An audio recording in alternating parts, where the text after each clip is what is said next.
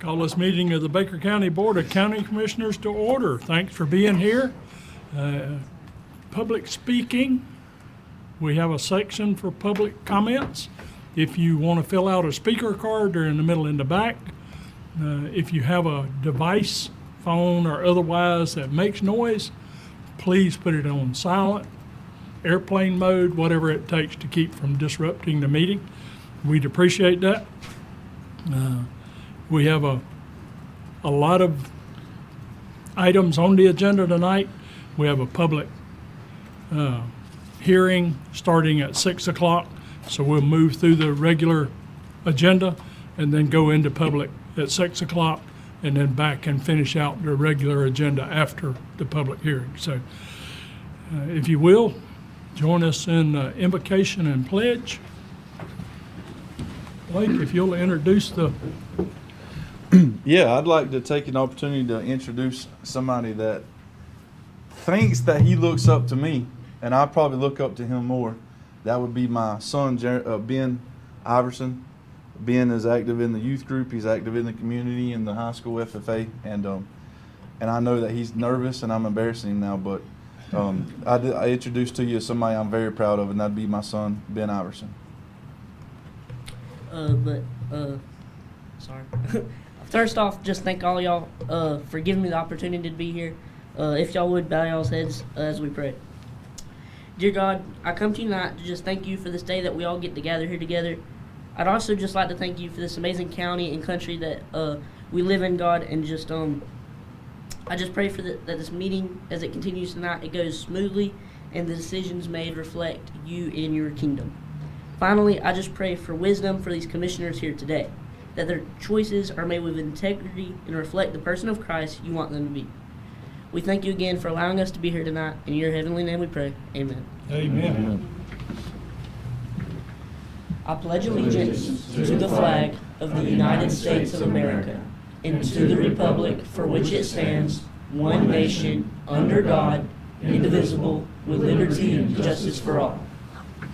Thank y'all. Thank you very much. Thank you. He must look like his mama. Thank you, Ben. Good job. All right. Moving on to approval of the agenda. Has anybody had a chance to review the agenda, and is there any changes or comments? No changes from staff. Make a motion to approve the agenda as presented. Second. We have a motion and a second to approve the agenda as presented. All in favor signify by saying aye. Aye. All opposed, like sign. Motion carries. Elected officials tonight, we recognize the sheriff and undersheriff.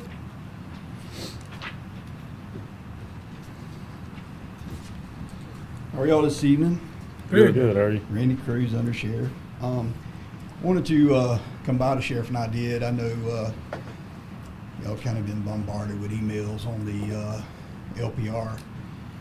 So really, I wanted to come and kind of just discuss a little bit of that with you, and give you an opportunity if you have any questions to ask them. But as with any argument, you always have to start off with a factual basis, right? I'm not going to sit up here and waste your time and everybody else's time arguing with people who don't really understand the law and went to the University of Facebook, got a doctorate's degree, and think that they do. So I'm not going to waste your time on that, all right? But I've been in this business for 37 years. 37 years I've been doing this job. And the sheriff's right there with me, so that's about 60-something years of us together. A lot of what we did in our career dealt with the Fourth Amendment. I spent a lot of time, because at 20 years I was an instructor at FGC. A lot of the stuff that I dealt with in my teaching time, all those years, was the Fourth Amendment, because the people that did the job I was assigned to, especially when I was at DEA for the 15 years I was at DEA, dealt with the Fourth Amendment. Okay, so I'm very well versed in the Fourth Amendment. And our job also is to keep up with changes, trends, court rulings, changes on that. But the one thing that I have found in my 37 years is the basics of the Fourth Amendment hasn't really changed that much. Okay, so as it relates to this, all I'm really going to say is that courts have ruled time and time again that in public spaces there is very limited expectation of privacy. You don't run up and down the streets where people can see you, ride up and down the streets where people can see you, and claim some kind of privacy. Just doesn't happen. So that's all I'm really going to say about that, because people can email you and they can cite some law about tracking and this, that, and the other. We know what the difference is between what's happening with LPR and what real-time tracking is. What I can tell you is this, because this was my specialty for 15 years, running down cartel drug cases. I brought them from California. Got them from Mexico, a doctor out of Mexico, and brought them back. So my point I'm making is that I have very versed in historical knowledge in tracking people and what the law requires to do that. And if we are going to track somebody at the sheriff's office, if we make a determination that somebody needs to be tracked, the worst way you can do it is an LPR. LPR is not going to track anybody. We're going to track them where we track the person, whether they're in 800 different vehicles, 300 different residences. We're going to know everywhere they go, every move they make, the contacts of the people they make, go to the grocery store, wherever. It doesn't matter. We're going to know on the minute where they're at. LPR won't do that. And that's the difference when you're talking about what the law is saying as far as tracking. Okay? And so I wanted to point that out so that at least you can know that's the factual basis of the issue with search, seizure, and privacy and all those things. Why would we go this route? Why would we do this? There's several reasons. First and foremost, we didn't start the LPR endeavor. We're actually late to the game. These things have been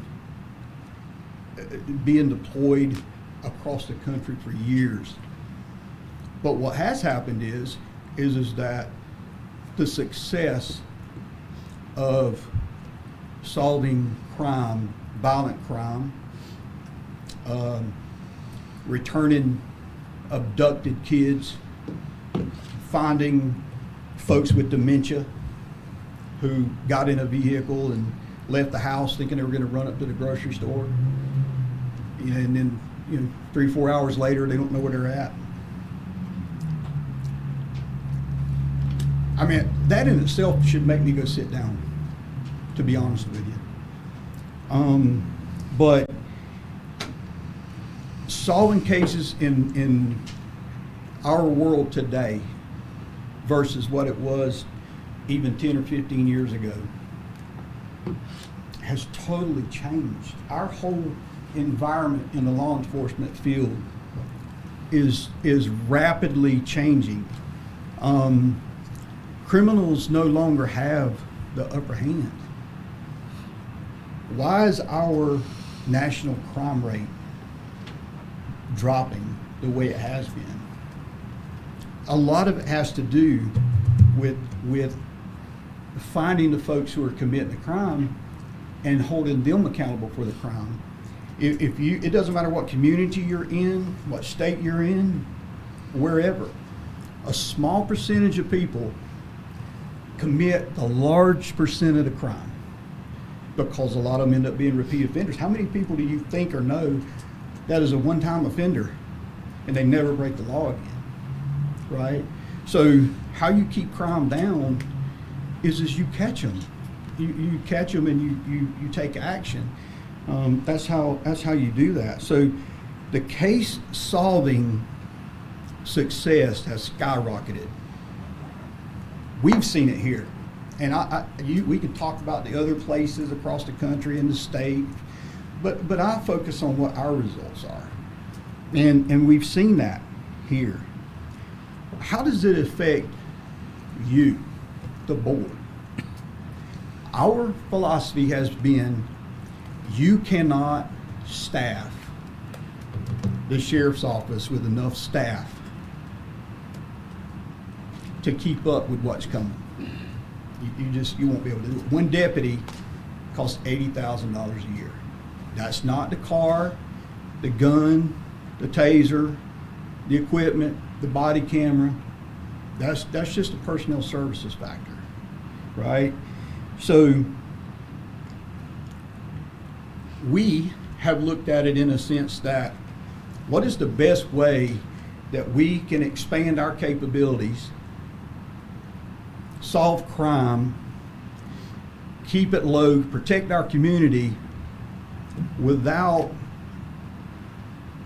busting a budget, without coming over here, because it's got to be a trade-off.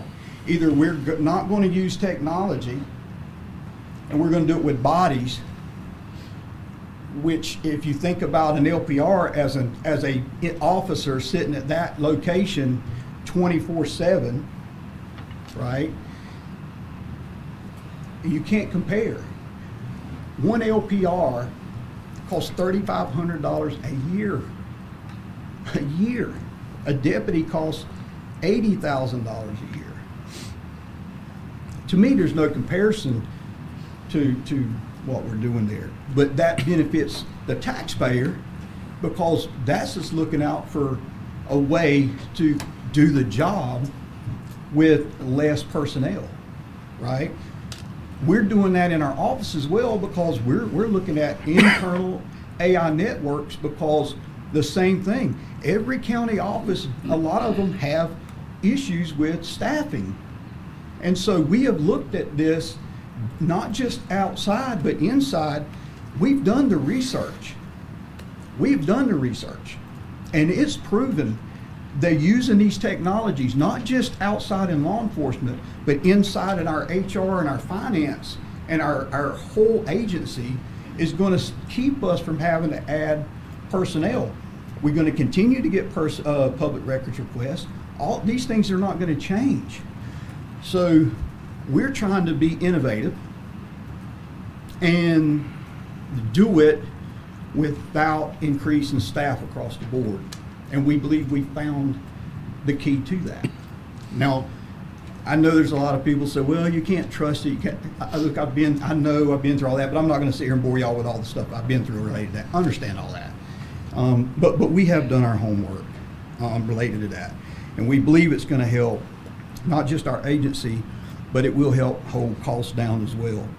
So those are the reasons we really look at doing that. But let me give you some examples of how we benefited from a female kidnapped out of New York, been missing for a long time, with an estranged male companion, held against her will a long time. Hit one of these LPRs, endangered subject person. We converged on that and rescued that girl who had been basically drug up and down this state for a long time. And we had that guy in our jail for a long time. He fought extradition. New York wanted him bad for the crimes he's committed in New York. And we ended up taking care of that and getting him to New York.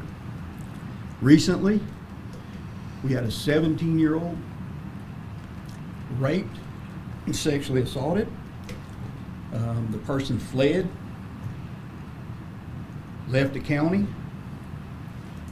We put the information in because we had some descriptions, some vehicle descriptions. A couple of days later, that individual slipped back in. We ended up getting a hit, converged on it. He's just sitting in our jail. 17-year-old. Now, I don't know about y'all, but my 17-year-old, I'm gonna want that thing working for me, right? The last one I'll mention, but there's a lot more. Old Lusty burglary. We even posted out an image asking for help with that. Turns out the individuals weren't from here. Nobody knew them. Twice they broke into the same house, sold some guns, some ammunition and stuff. We went back and done some work on our LPR work. And it turns out that we got some information from an LPR just across the line in Columbia County, one that sits on 90 that they have. It's not ours, it's theirs, but we're networked.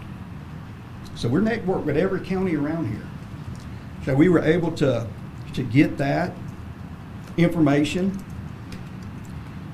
We had a image with a mask. We were able to do some facial recognition. Ironically, it wasn't that led to the arrest, but when we arrested the individual and you looked at the image from the facial recognition where it reconstructed the facial feature from the mask, that was the guy. Technology.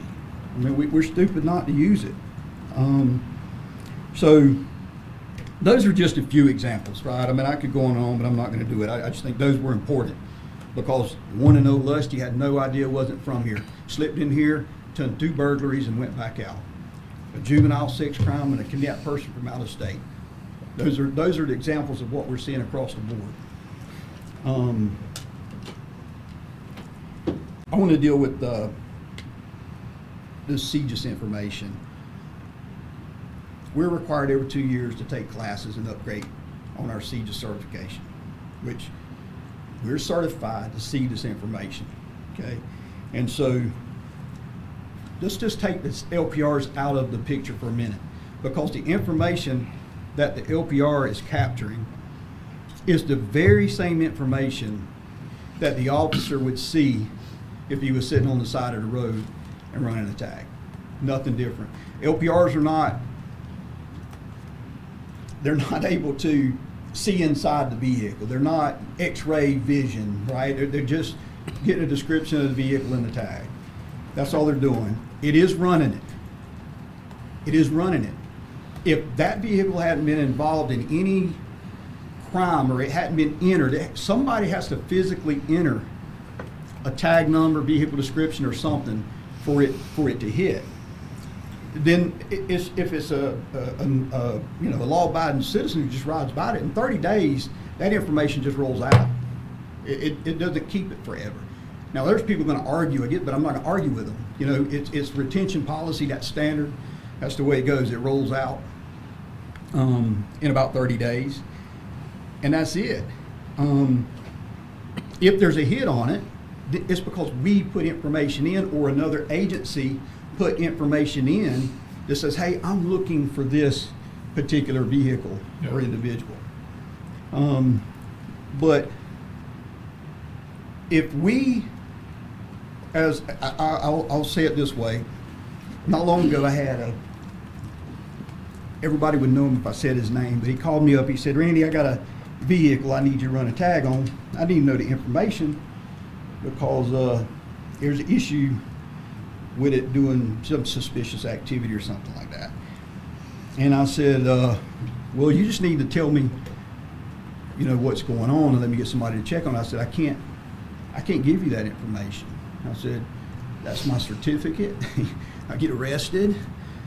That's how serious it is. There's already rules, policies, and all these things in place to deal with CJIS information, and it's no different, which has been for a long time, right? That hasn't changed.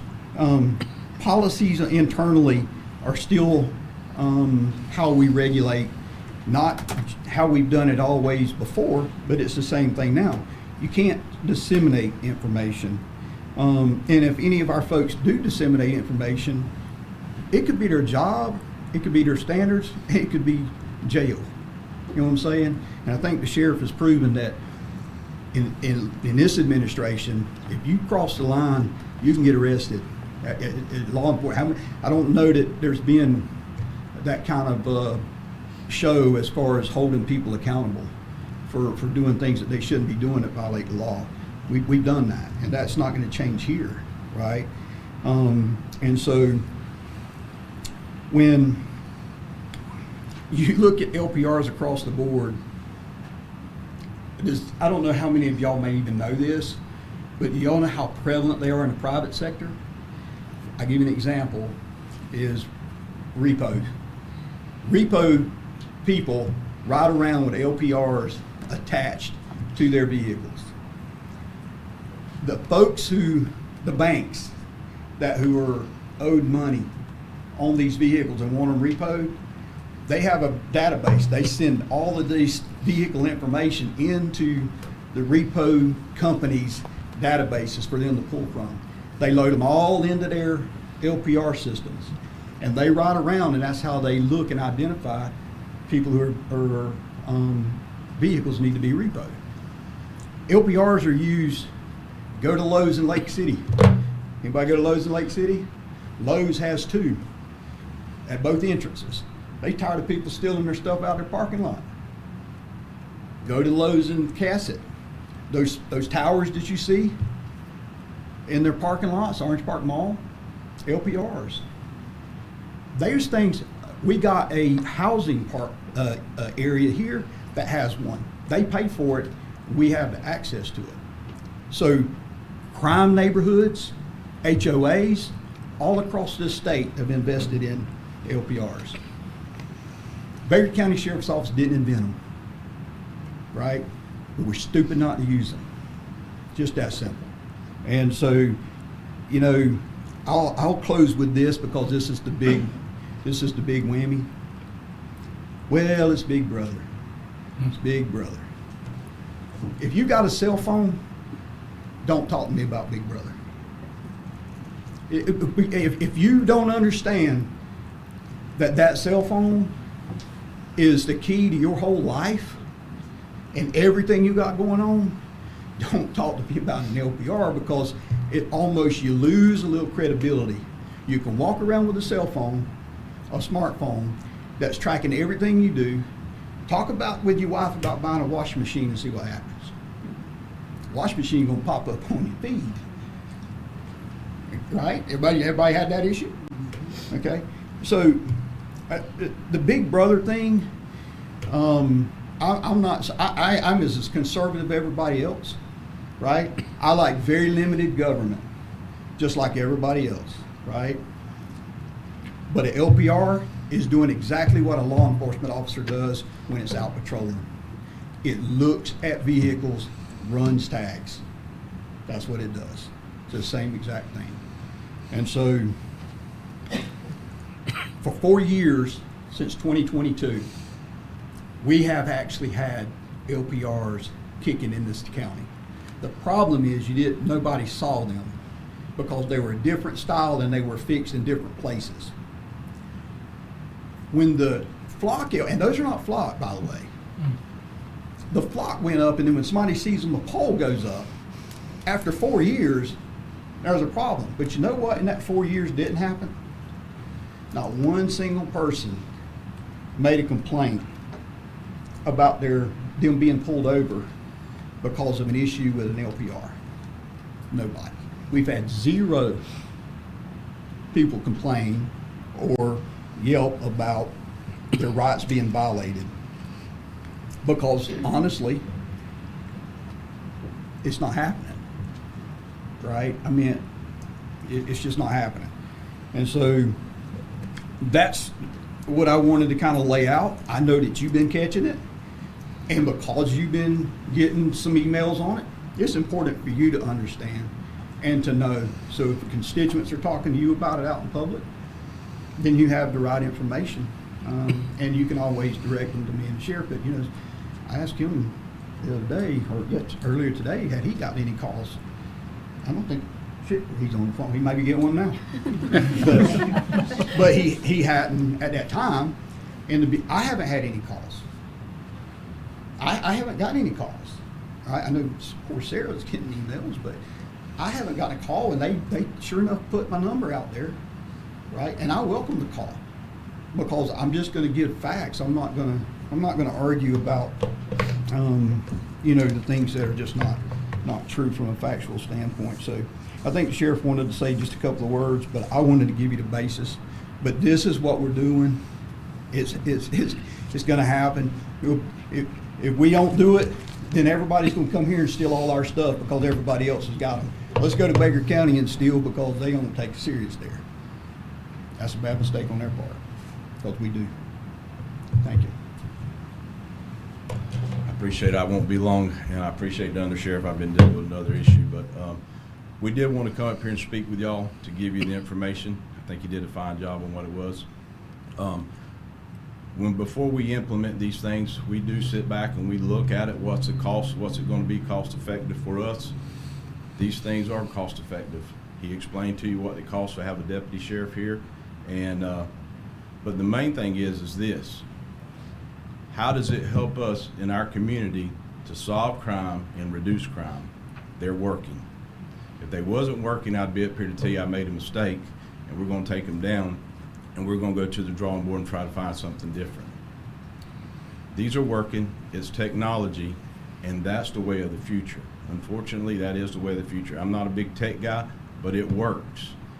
And as the sheriff, it's my responsibility to report to you what I feel we need in our community to make people safe, make our community safe.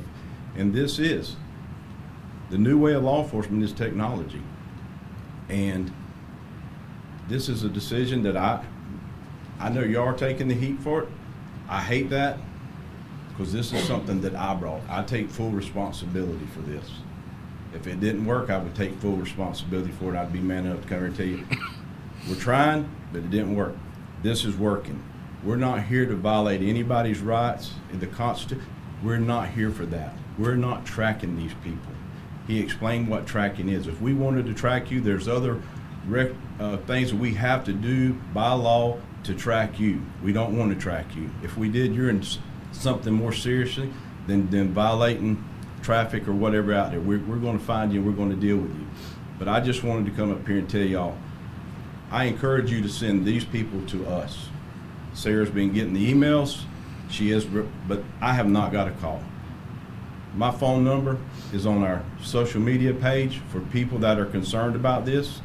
I'll be glad to give them my cell phone right here standing at this desk, podium, 904-509-4691. It's open to the public. I encourage people to call. Let us educate you on what we're doing, because I can tell you, before we had these cameras, we've had some bad incidents happen in our community. An example is we had a double homicide out there. We could have solved that case a lot faster, and that family wouldn't have had to sit around and wait for months and months and months for us to go through all this information to solve that case. We were fortunate we did solve it, but we would have solved it a lot faster. There was another lady, dementia. She left our community. Got in her car one day. Her husband didn't know. She drove up. You know what? We found her in Clay Hill, in the woods. She got lost in the woods. She got stuck. She got out of her car, and she walked out there on a hot summer day, and she died from heat exhaustion. If we would have had this technology, we would have found her. I'm positive of that. We would have had a location to go to where she was at if we would have followed the technology. And that's enough for me right there. If it saves one child, one person, what we're doing here, it's worth everything to me. And I just wanted to tell y'all, I believe in what we're doing here.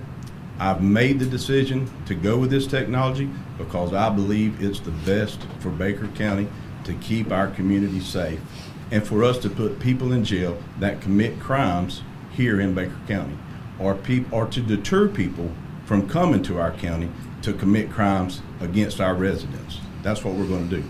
And we're going to fight hard and continue to do the job we're doing at the Sheriff's Office. I appreciate your time. I'll answer any questions y'all may have. Any questions or comments from the board? No, we appreciate it. Technology is the way of the future. So It is, and I don't want y'all to take the flack for it on a decision that I made. As a sheriff, I made this decision. I stand behind it, and I'm man enough to tell you, if it was wrong, I'd be up here to say we're going to start and we're going to still try to find something different. But this is the way to go. It is a proven that this works. It's all over the state, all over the country. It's working. This helps law enforcement. We And that's appreciate the you whole and the thing. undersheriff coming up and giving us information. Very I good to appreciate know. the time, and sorry to take so much time, but I No. appreciate it. Well Thank y'all worth so much. thank you, Thank you, Sheriff. Sheriff. You mentioned your thing for Thursday night. Yeah, Thursday night, we have our Law Enforcement Memorial. CFT starts at 6:30. We'd love to see everybody there. Everybody that's watching, we'd love to have our community show up and come out there and support what we're doing. All right, That's a thank great you. event. Seeing no other elected officials, we'll move on to public comments. Ms. Gail Yates. Good afternoon, everyone. Good afternoon. Well, I guess it's evening, isn't it?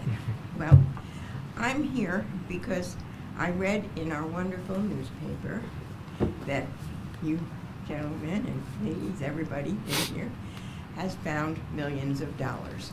I also read in the newspaper that there are people out there that live on unpaved roads, and they were very interested in using that money for that.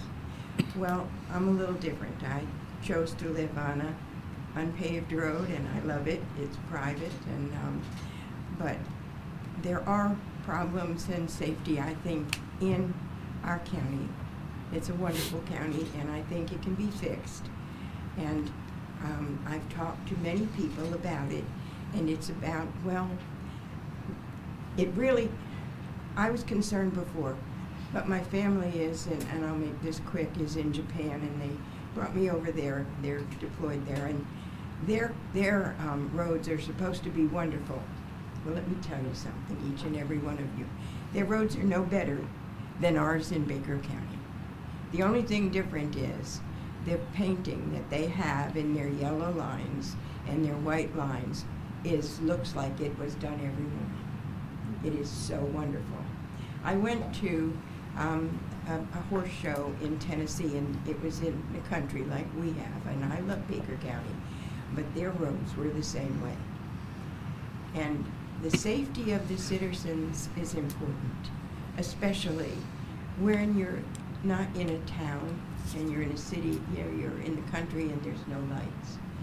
I was driving down, my house is on Holly Road, which is unpaved, and I go into Cruise Road. And the other morning I left early because I had a doctor's appointment. It was still dark because I had to get into Jacksonville.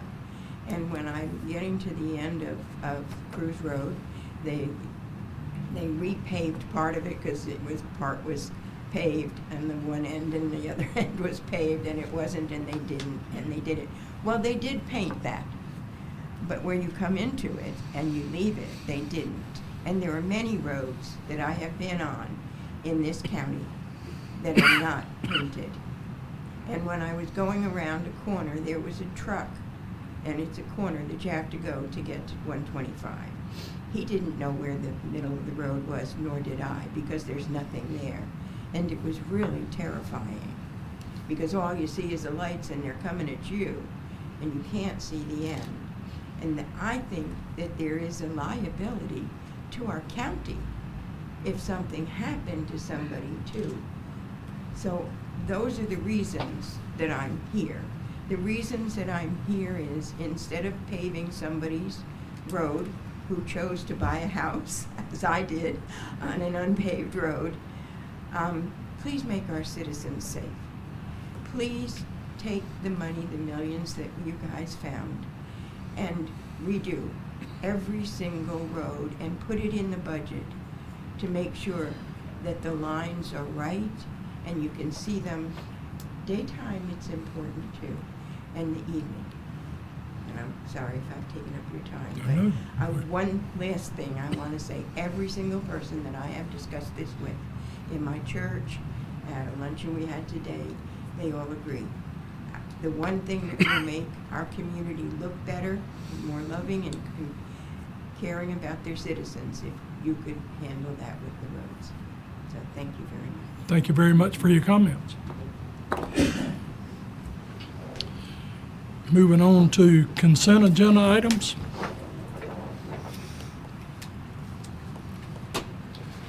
What's the pleasure of the group? Move approval of the consent agenda as presented. Second. We have a motion and a second to approve the consent agenda items as presented. All in favor signify by saying aye. Aye. All opposed, like sign. Motion carries. Moving on to new business. We have a proclamation, Mental Health Awareness Month.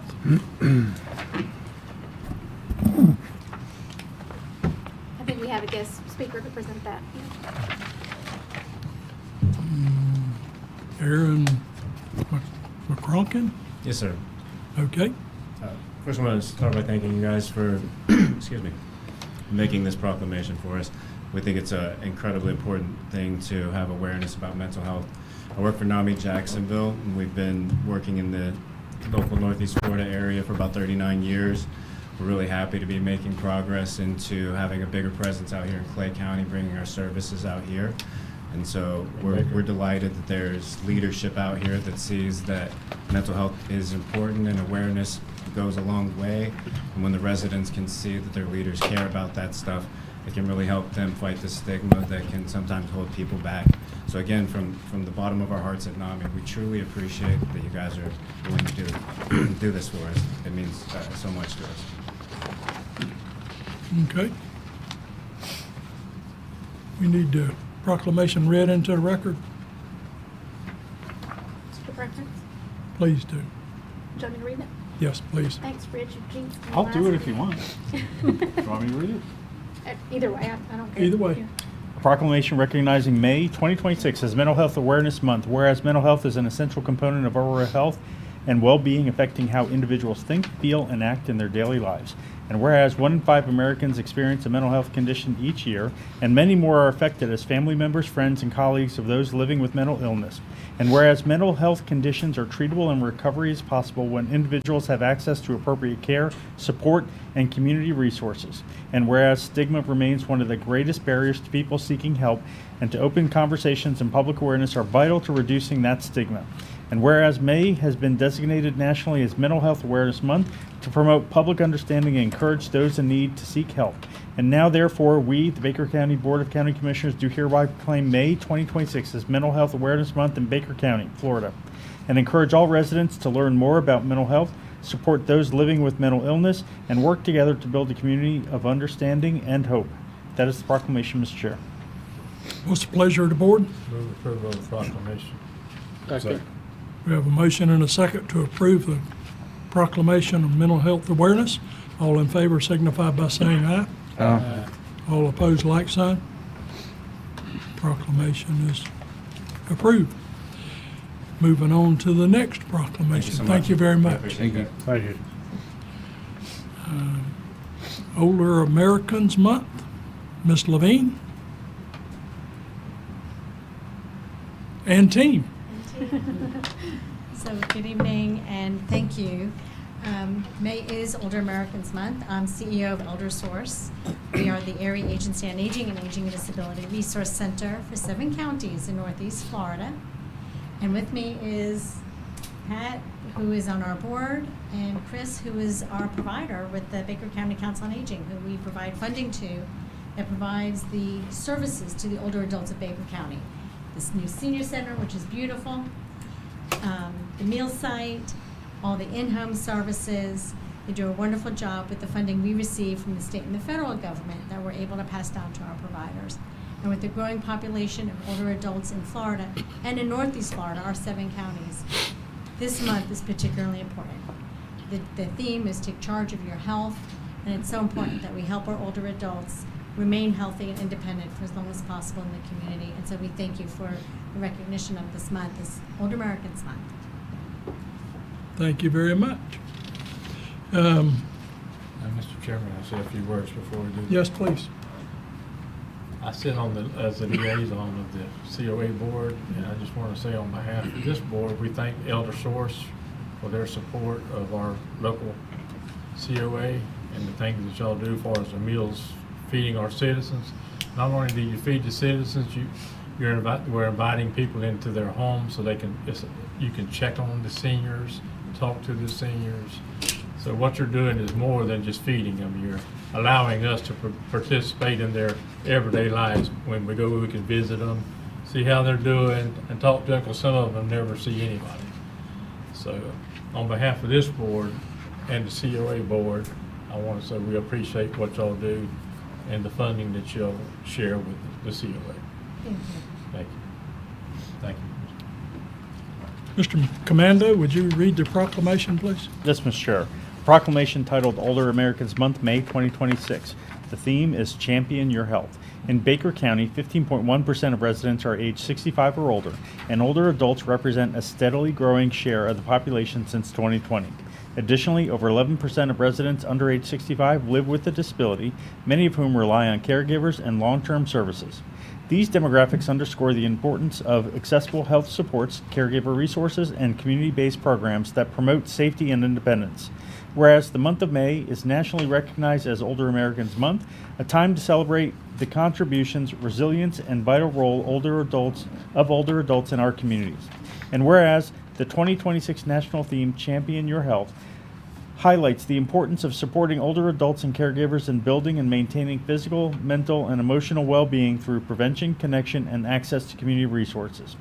And whereas many older adults and caregivers face significant challenges, including managing chronic health conditions, navigating long-term care systems, maintaining independence, and addressing social isolation, making community support more important than ever. And whereas ElderSource, the Area Agency on Aging and Disability Resources Center for Northeast Florida, empowers people to live and age with independence and dignity by funding and coordinating critical programs such as nutrition services, caregiver support, evidence-based health and wellness programs, home and community-based supports, and access to benefits and resources. And whereas strong partnerships among county governments, nonprofits, service providers, faith-based groups, neighborhoods, and volunteers ensure that older adults and caregivers have access to the tools they need to maintain health, safety, and independence. And whereas it is fitting that we honor and celebrate the older adults who enrich our communities and acknowledge the caregivers, both families and professionals, who support them daily. Now, therefore, be it proclaimed by the County of Baker, does hereby declare May 2026 as Older Americans Month and encourages all residents to recognize the value of older adults, support caregivers, participate in health-promoting activities, and champion your health by engaging with programs and services that help people age with independence and dignity. That is the proclamation, Mr. Chair. Thank you. What's the pleasure of the board? Make a motion to approve. Second. We have a motion and a second to approve the proclamation. All in favor signify by saying aye. Aye. All opposed, like sign. Thank you very much, ladies. Thank you. Have a good evening. You too. Moving on to grant acceptance. Mr. Blanchard was here early and now you Trying to beat the clock. beat the 6 o'clock mark. Yes. So good afternoon, Mr. Chair and the board. I'm back before you for a HMPG grant. One of the things that I help host at the Emergency Management is our Local Mitigation Strategy Committee, where we're constantly looking for things in our community to help mitigate things down the road that might be problems. In this particular case, one of the things that came up was the generator at the health department. It was at end of life, was not functioning, and the alternative was obviously pay county money to try and get that done. We applied for a grant along with some other information we added to it, and we've been awarded the grant now. Now, the way the HMPG grants work in LMS, it's a 75-25, which is what I announced when we first did the application. So if you have your packet where we talk about the actual budget for this, would be page 35 specifically to this. And that's in the documents I supplied, page 35. Based on the quotes that we got, the project was going to cost us $140,588,000. The grant supplies the 75%, which is $105,441. The match, which is what the county would have to come up with, is $35,147. And when we applied for the grant, came before the board, we said this was a possibility. I was hoping that we might be able to find a match waiver or something like that, which in some cases, in other projects we have, I currently do not have a match waiver for that. So if you wish to go forward with purchasing the generator for the Department of Health, which is a county-owned building, you would have to supply the 25% to do that match. Or you can choose to not have the generator, which is desperately needed for the health I move department. approval of the HGMP grant for the generator purchase.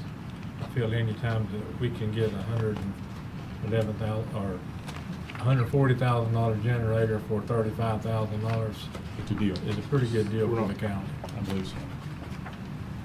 I'll second that. Are we paying the 35 there? Because on the front it's got 111. So So that, are we just paying the difference of the 56? so my understanding in the figures that I have, and what we have to do is we have to put out for bid now, okay? So it depends on what that's gonna come back with on the bid. At the time, it was 140,000, okay? So the federal, or the non-federal cost, which is our 25% listed, was $35,147. That number may fluctuate a little bit depending on what those actual bids come in at that time. So that will be our next process, is advertising.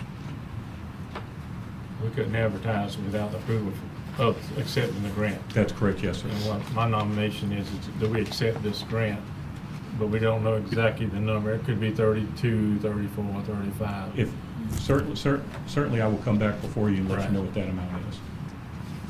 Okay. Any other questions or comments? So We have a we- motion and a second. I have a comment. real Please. quick. So we have to accept the grant in order to send it out for purchase, and then it'll come back to us again for the Yeah. final Yeah. thing, correct? Yes, sir, that's Making correct. sure everybody's on the same page. And if you go down the line, they basically say there's a 10% that we can adjust without having to go back Okay. to the state. But again, I will certainly keep you up to speed, because the most important thing is I was what we conf- get with the Yeah. final bid. I was just confused with the 5,600 here. Okay. We have a motion and a second to approve the grant. All in favor signify by saying aye. Aye. All opposed, like sign. Thank you all very much. Thank you, Have a Mr. good evening. Major. Appreciate you applying for the grant. Yes. All right.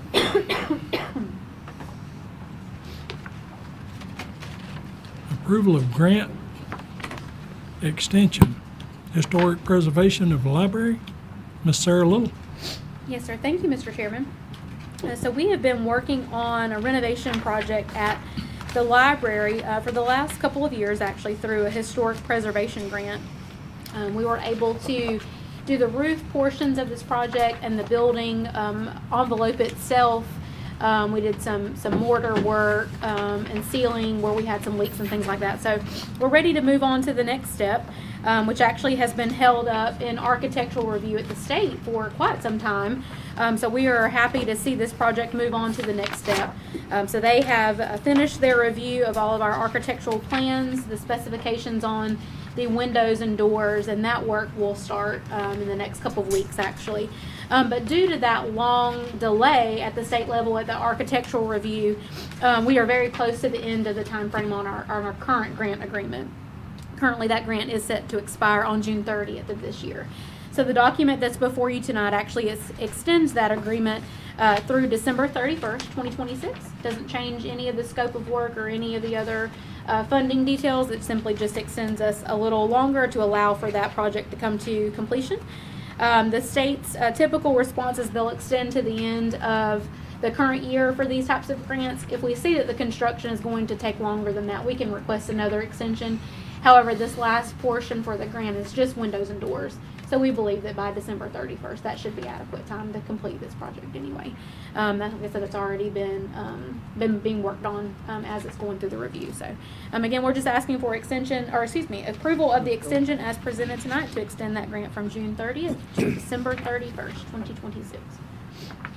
Any questions or comments from the board? Mr. Chairman, what all was in this? 'Cause I see it was a 4-year time frame. It was. So we started with the roofs, the roofing system, the gutter system. That was a part that was already redone. The state has done that in phases. They have to review, in great detail, even the type of screws you're putting into a historical building. So, like I said, the roof was the first portion. The next step that we did was actually the weatherproofing of the brick and mortar on the outside. So it went through, I can't remember, like a thermal scan. I don't remember the actual terminology for it, where they come through and they find all of the penetration points, and that has been completed from top to bottom. So that was the second step in that project. The third and final step was the windows and doors. Yeah, it's been hung up. Yeah, and it a has while. been. Yeah, they actually Okay. had some changes in staffing at the state level and had to bring on a new architectural staff, so there was some delay in that, which is what took a little bit longer. The next step after this is not grant related, but in county match funds, we have repair work to do inside because of the leaks. We've got some plaster repair that needs to be done and some flooring replacement, but again, that will not affect the grant itself. That was already allocated as a local grant match. You think we can get that done before the end of the year? The windows and doors, absolutely. That's the only thing that's tying up the grant. So yes, sir. There'll be some more work, like I said, on the inside of the building that's not grant related, that we don't have to have completed by the end of December. So that will happen after the windows and doors are replaced. Again, Well- if that extends beyond December, that doesn't interfere with our timeline for the grant, though. I'm saying the remaining, if we're doing windows and doors, to be in there finishing it out so we can Absolutely. have everything else done by the end of the You year? know, I think it would be really close to be able to do that because there's so many windows that need to be, completed. We've got to make sure that's done first. Certainly, we'll try to do it as quick as possible, Okay. but it may be a tight timeline to get that complete because that again is a specialty service. It's not, you have to have someone that specializes in historic plaster preservation, and so there's a process in which you have to go through it. That could be a little longer than our normal procurement process. Okay. Yes, sir. And the problem is with that, they're probably not gonna want to do a lot of the plastering and all until they finish the Till they windows finish and it. doors, Absolutely, because of yeah. the damage done by removal of the windows. Yes, sir. That's right. I was just looking at the timeline. It looked like we've been working on it for 4 years. We have been. It is a it's been The a other big question I project. have is with the contractor that we're dealing with here, I know it's been a long process, Mhm. but is he still comfortable with the window and door prices? Or are we gonna be looking at a change order on that? So there might be a potential to have a change order. We are getting some final details on that as well. We had a little bit of flexibility in what our local match dollars were for that. So we can bring that back to you guys if we Okay. see that there's That going to would be an overage. That But would be my question, Yes, because, sir. I mean, you can't hardly expect the contractor to hold A- that kind of cost absolutely. for 3 or 4 years. absolutely. But- So far, we've actually gone through the process and we don't see an overage that's been required just yet. But as we get a little further into it, we may see something like that come up. But Thank you. again, I think we can probably handle that with our local match money that we've got set aside. And it might be enough left in the fund to do it, because I know Absolutely. we had some money in there. Yes, sir, we did. We've actually come under budget on a couple of the other Right. line items, so I think it's going to be very close. All right, thank Yes, you. sir. Any other questions or comments? What's the pleasure of the board? Make a motion to approve the amendment as presented. Second. We have a motion and a second to approve the amendment as presented. All in favor signify by saying aye. All opposed, like sign. Motion carries. We're going to take a 5-minute break, and we will resume in public hearing at 6 o'clock.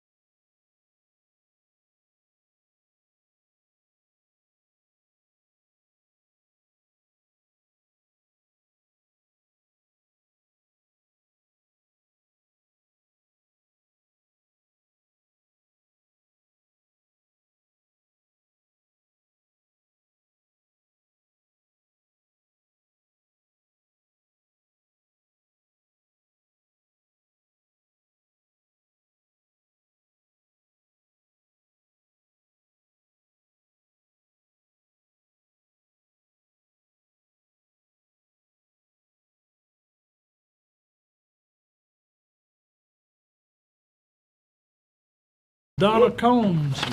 Good evening, good evening.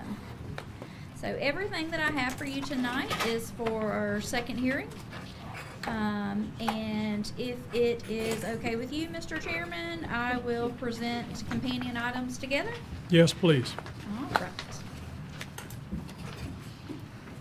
Okay, so the first set of companion items we have is for ordinance number 2025-26, a small-scale land use amendment with a request of Agriculture B to medium-density residential, and the companion ordinance number 2025-27, a rezoning with a request of Agriculture 7.5 to residential conventional mobile home 0.5. So this application comes to us from Miss Laverne Dixon. This property is 1 acre and it is located at the end of Ruis Lane, which is in Margaretta. If you were to take 139 to the very end, Ruis Lane kind of takes over at the end of 139, and this is at the very dead end of that road.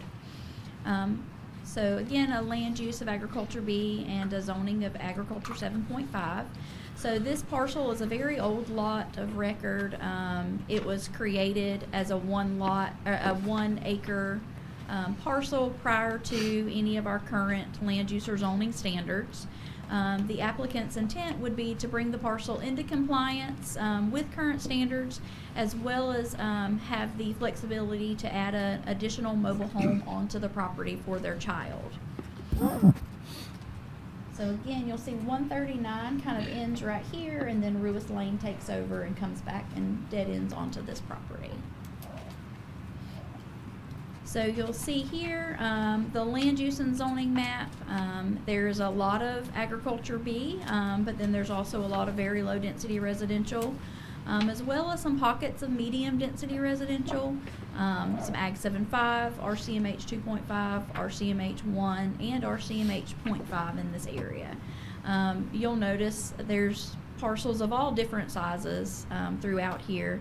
A lot of the parcels that you see that are, similar to this parcel in size are very like this one, very much like this one. They were either created prior to current standards, or they are the product of some sort of family lot or something along those lines. This here's the survey of the property. You'll see that there is an existing mobile home on the back side of the property, and on the front side of the property, but would be where they intend to put that second dwelling for their child. The proposed change would bring the parcel into compliance with our current standards and would allow them the flexibility to place an additional mobile home there. From talking with the family, it's not their intention to separate this parcel in any way, just to place the second structure there, and it would be for them to live on the same parcel with 2 structures, parents and children. Staff recommends approval of both, and LPA recommended approval as well. And the property owners are here if you have any questions for them. Any questions or comments from the board? Any public questions or comments on this? What's the pleasure of the board? Motion to read ordinance 2025-26 by title. Second. We have a motion and a second to read 2025-26 by title. All in favor signify by saying aye. We just gotta read it first. Oh, I'm sorry. No. Ordinance I'm in a 20 hurry. He's trying to rush his meeting. I'll get you through quick. Ordinance 2025-26, an ordinance of the Board of County Commissioners of Baker County, Florida, making a small-scale amendment to the Baker County Comprehensive Plan by reclassifying approximately 1 acre real property owned by Laverne Dixon from agricultural B to medium-density residential, providing findings by the Board of County Commissioners, providing direction for recording, and providing for severability, and providing effective date. Thank you. We have a motion and a second to read 2025-26. All in favor signify by saying aye. Aye. All opposed, like sign. Motion carries. Moving on to 2025-27. Motion to read ordinance 2025-27 by title. Second. We have a motion and a second. Ordinance 2025-27, an ordinance of the Board of County Commissioners of Baker County, Florida, amending the Baker County zoning map by reclassifying approximately 1 acre real property owned by Laverne Dixon from agricultural 7.5 to residential conventional mobile home 0.5, providing for a change of zoning, providing direction for recording, providing for severability, and providing an effective date. We have a motion to approve 2025-27. All in favor signify by saying aye. All opposed, like sign. All right, Okay. Ms. Combs, we're moving on to 2026-08. Yes, sir. So this application is just an application for rezoning. It is ordinance number 2026-08 with a request of agriculture 10 to industrial. This application comes to us from the Baker County Development Commission. This application is comprised of 2 different parcels. The section line comes through these parcels. So what we are looking at is actually this piece here as well as this square here. So it is 140 acres total. It is off of US 90, right before you get to Warden Circle, kind of across the street from where the proposed Plant AS development is. Just to kind of give you an idea of where we're looking at on US 90. So the Development Commission, their thought and approach right now would be to kind of evaluate the properties that they own and to bring them all to be ready for a project if a project comes along. So this parcel specifically, if you look here, there's a zoning of agriculture 10, but a land use of industrial. So those two, generally we don't see that. They're not compatible.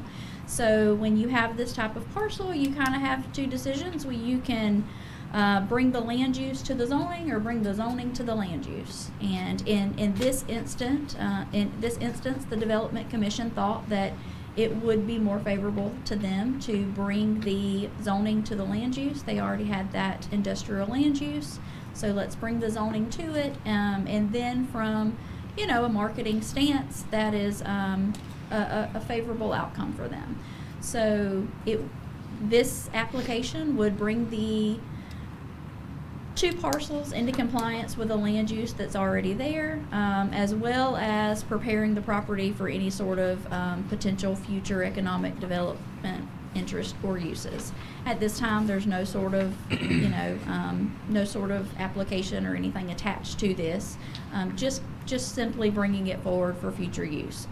So you may see some similar applications in the next coming months if they have other properties that are the same way. So if you look along US 90 here, you'll see with this industrial land use, it's already here. There are also 2 parcels right here that have the industrial land use, and then this corner that you see here, that is where the Plant AS proposed development is, and that's where you see that industrial coming here.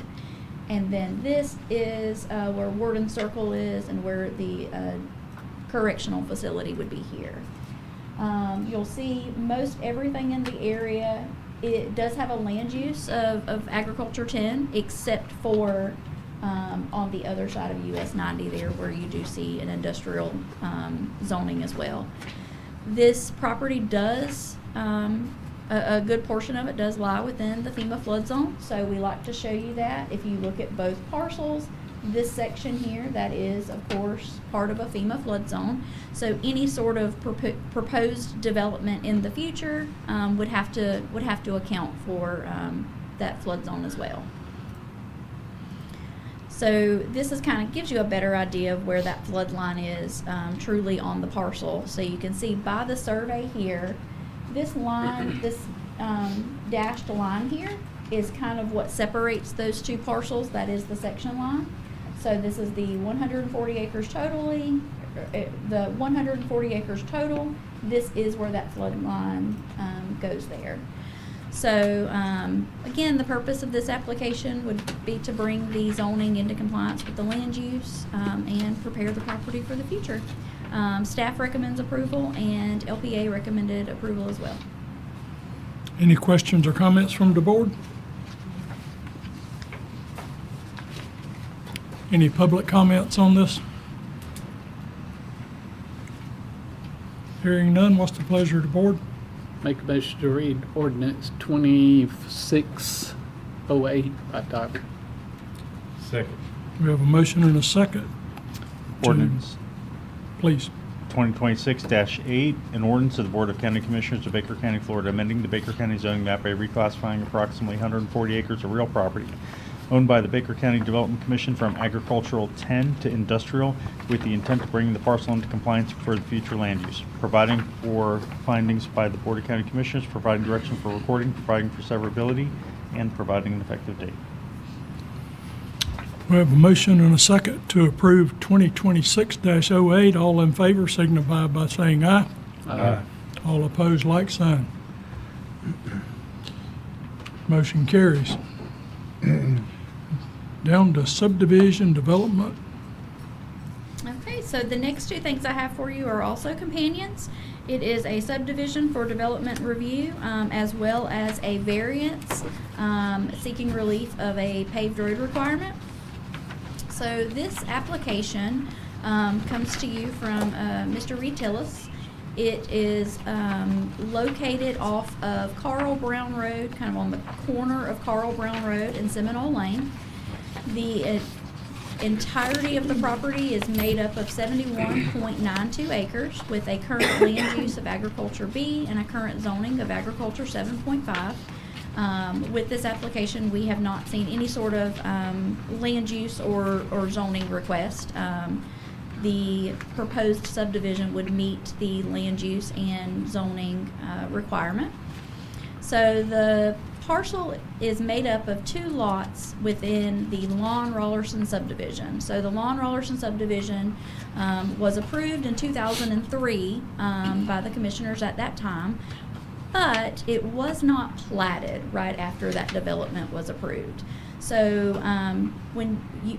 those types of developments were not uncommon during that time frame. We have a handful of them that were approved by the board but were not platted. So the term that the county started using was unrecorded subdivision. So it was a subdivision that was approved, but that actual platting and recording of the plat did not happen. So those two lots, one is a 10-acre lot and the other one is the remaining acreage, the 61 acres. The applicant intends to subdivide a portion of one of those lots into 3 platted subdivision lots. And then those would be, made available for sale or whatever sort of future use we were looking at that time.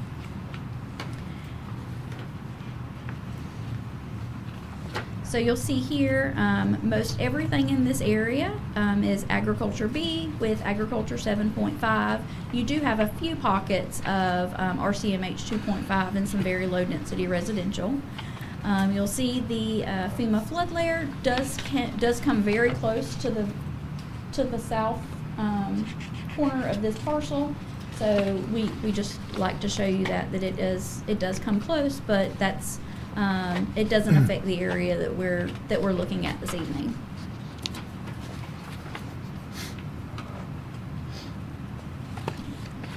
So if you look here, this is the original development that was approved, and we're looking at this lot here that is 10 acres, and then this larger lot here that is the 61.92 acres. So if you compare that to the survey on this side, this would be the 10-acre tract, and then that larger tract would be here. And then the 3 proposed lots would come out of this, the center section here. They would be 3 7.5-acre tracts, and you'll see there are proposed easements for utilities down the middle of those lots already. The 3 7.5-acre tracts would be 22.5 acres total out of the 71.92 acres. So it's only the 22.5-acre portion that's being proposed to be subdivided at this point. We had a lot of conversation at the first reading about Seminole Lane and what the maintenance of that road looks like. And that's why we have the companion variance. Based on our subdivision regulations, it would be required for the applicant to pave Seminole Lane. This Seminole Lane is a road that is shared by Mr. Tillis and a development that was approved on the other side. So the parcels that are on the other side of Seminole, they have an active HOA. While Mr. Tillis's lots were not part of that HOA originally, Mr. Tillis went into an agreement with the other property owners and made his parcels subject to and part of their HOA, even though that wasn't a requirement for him to do that. And since that time, he has shared the maintenance responsibility with the other development and the homeowners in that development. So the discussion for last meeting was that we wanted to, you guys wanted to see that in writing. No sort of verbal agreement between Mr. Tillis and the HOA. So if you look in your packets, the very last page after the variance application, you'll see there is a letter from the HOA president that explains the relationship with Mr. Tillis and that it is their intention to accept the new 3 lots and those owners as part of the road maintenance agreement that is existing for Seminole Lane.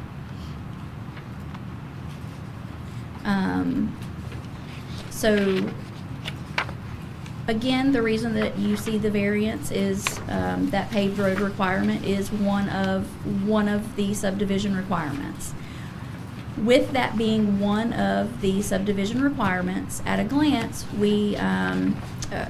denial is what we recommend for a subdivision application that doesn't meet any of those requirements. Hehowever, with the companion variance, if the companion variance were to be approved, to relieve that to provide relief, of that paved road requirement, then we're looking at a different scenario then. So I feel like Mr. Tillis providing the letter from the HOA next door hopefully has met any of those outstanding questions or concerns that you guys may have had. Again, at first glance of the subdivision application, it would be staff's recommendation for denial because of the road requirement. However, if the variance were granted, then it would be consistent with the application. LPA, their recommendation was approval of the subdivision development contingent on approval of the variance. So I'm sure you may still have questions. Happy to answer those. Mr. Tillis is here as well if you have any additional questions for him. Questions or comments from the board? Mr. Chairman, will these be recorded on the deed, the HOA? Is that normally recorded on the deed? An HOA agreement? No, it's something that's recorded separately. Okay. Yeah. But that's the intent of these 3, correct? Yes. Okay. Any other questions or comments from the Yeah, that board? was gonna be my concern, make sure that the people Yes. buying the property knew that they were buying into an HOA. Right. They would have responsibility, and that will be attached Yes. to the sale item or sent to the clerk. So Yeah, and it would be, it's the responsibility of the HOA if any changes are made, that those changes are recorded, so. Okay. Any public questions or comments on this item? What's the pleasure of the board? I move approval of the subdivision development preliminary final review. You gotta do the variance first? You can move that one and then we can approve it. So we might want direction from Rich there if it matters, Okay. if the I've variance is looked at it wrong. approved before. Does the variance need to be approved before the development application? Well, it would just be awkward if you deny the variance after you approve Right. the final review. So it follows logically to do the variance first. Okay. I wasn't looking at the paper, I'm sorry. I was thinking that away. Was that I a was motion? thinking just the opposite. So either way y'all want to do it's fine with me. But for me, I know if you're going to approve this, we've already talked about the variance. Right. So I'm Okay. thinking, And that's how it's presented here, so let's go ahead with number 4. that's what I was going. So we have a motion for the subdivision Second. and a second. All in favor signify by saying aye. Aye. All opposed, like sign. Moving on to the variance. Make a motion to approve the variance for Seminole Farms Road requirement. Second. We have a motion and a second to approve the variance for Seminole Farms. All in favor signify by saying aye. Aye. All opposed, like sign. Motion carries. Okay, well, that is all I have for you this evening. Thank you. Thank you, Ms. Combs. Moving down to item number 6, Resolution 2026-18. Mr. Little? Thank you again, Mr. Chairman. So presented before you tonight is Resolution 2026-18, which is the closure of Junior Burnside Road. For those of you that may not be familiar, Junior Burnside Road was actually closed to the public about 24 years ago when Bob Burnside Road was paved. If you're coming from the south end of Bob Burnside Road on the 125, about a quarter of a mile down there, that Junior Burnside Road used to connect to Bob Burnside Road. When the road was paved, that road was actually vacated by the county, and we no longer maintain that.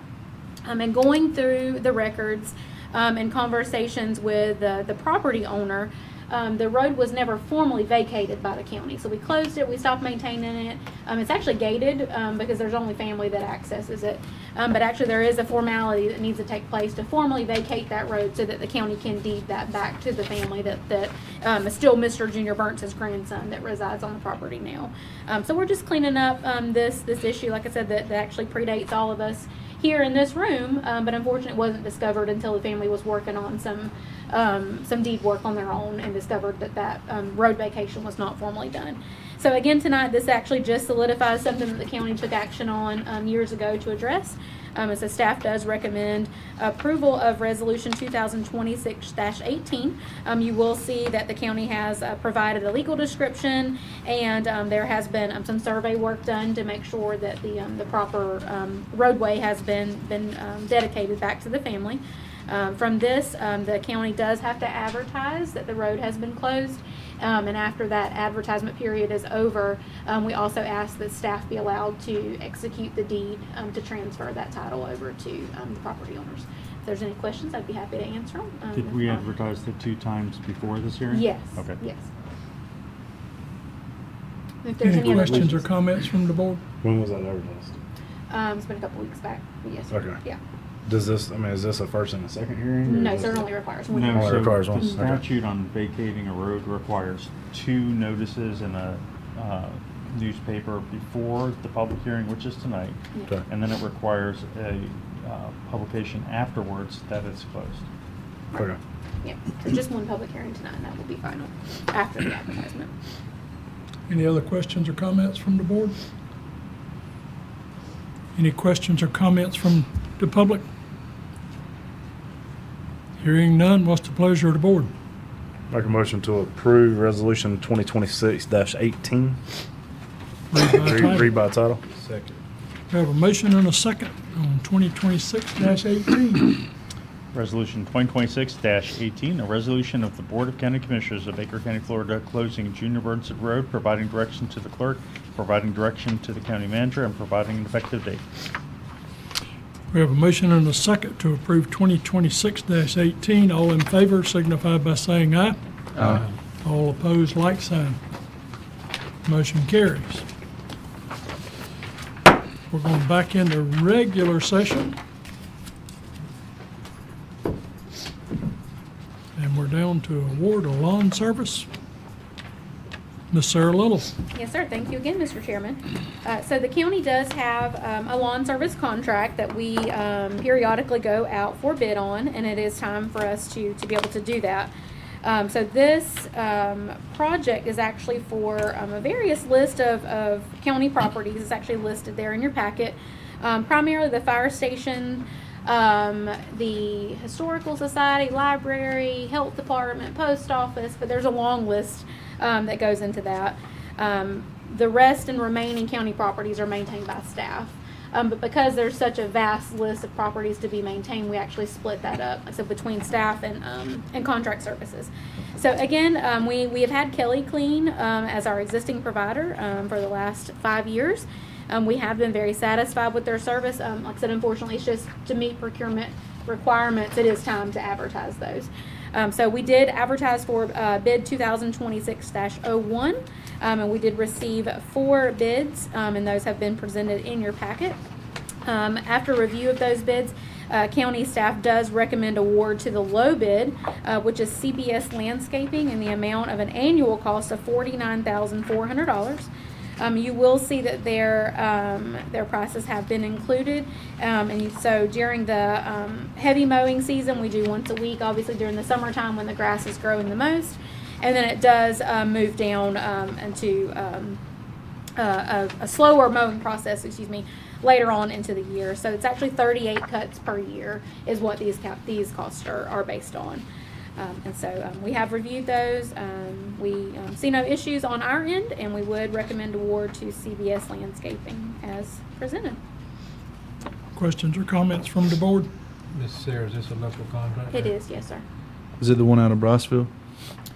Or is it here? Is it local here? Let me see. So it's out of Brownsville. I think you're right. I think it is out of. I think they have a local.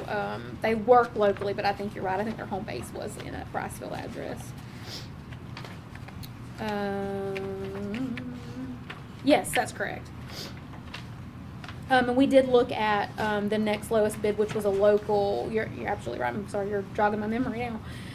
We did look at the next lowest price from a local vendor, and it was in excess of what the local purchasing policy is. Yes, sir. And I was just concerned about the amount. Yes, sir. So Agreed. I wanted to make sure that we have their work. We know we've done some more investigating homework, and we've looked at some of their properties that they're maintaining now. Yes, sir. We have. Unfortunately, Have we called some of their customers? Yes, sir. They're talking with Yes, them? we actually opened these bids several weeks ago, which is why that's been delayed to present to you all. We have ran into this problem in the past when it comes to lawn service. Those prices could be a big variation between those. So that is something that our staff will, to make sure that they're meeting our expectations. If not, we'll have those discussions. But again, the price difference was a concern for staff too. But we saw no issue from all of our. If they can do it for that, I'm happy. Absolutely, yes, sir. Absolutely. But when yeah. it's that much difference. Yes, sir. Yes, sir. Certainly. I have some concern. Yes, sir. Yes, sir. I'm not But we saying they did. can't do it, I'm just saying I have some concern. The total spread was $42,940 between the lowest and the highest. $11,210 between the low bid and the second low bid. Right. So that concerns me, but I will say from historical perspective, that's pretty consistent with how we've done lawn service bids in the past. There's been a great variation in prices on But I those. don't want to lose the quality of our service Yes, sir. right. for a cheaper price. Yes, sir. Absolutely. That's very, I like the price, I'm not saying I don't like the price, Right. but I don't want to lose our service now. Yes, sir. I mean, Absolutely. everything now in our county is looking good. Yes, sir. I agree. I don't want to lose that quality. Yes, sir. We'll make sure that is meeting our expectations. If not, we'll bring it back and we'll discuss it further. But I said in our review process, we didn't see anything that causes concern. Move approval staff's recommendation. Second. I had Sarah, to put you to the test, do you remember what Kelly Clean was in the previous? Do you remember?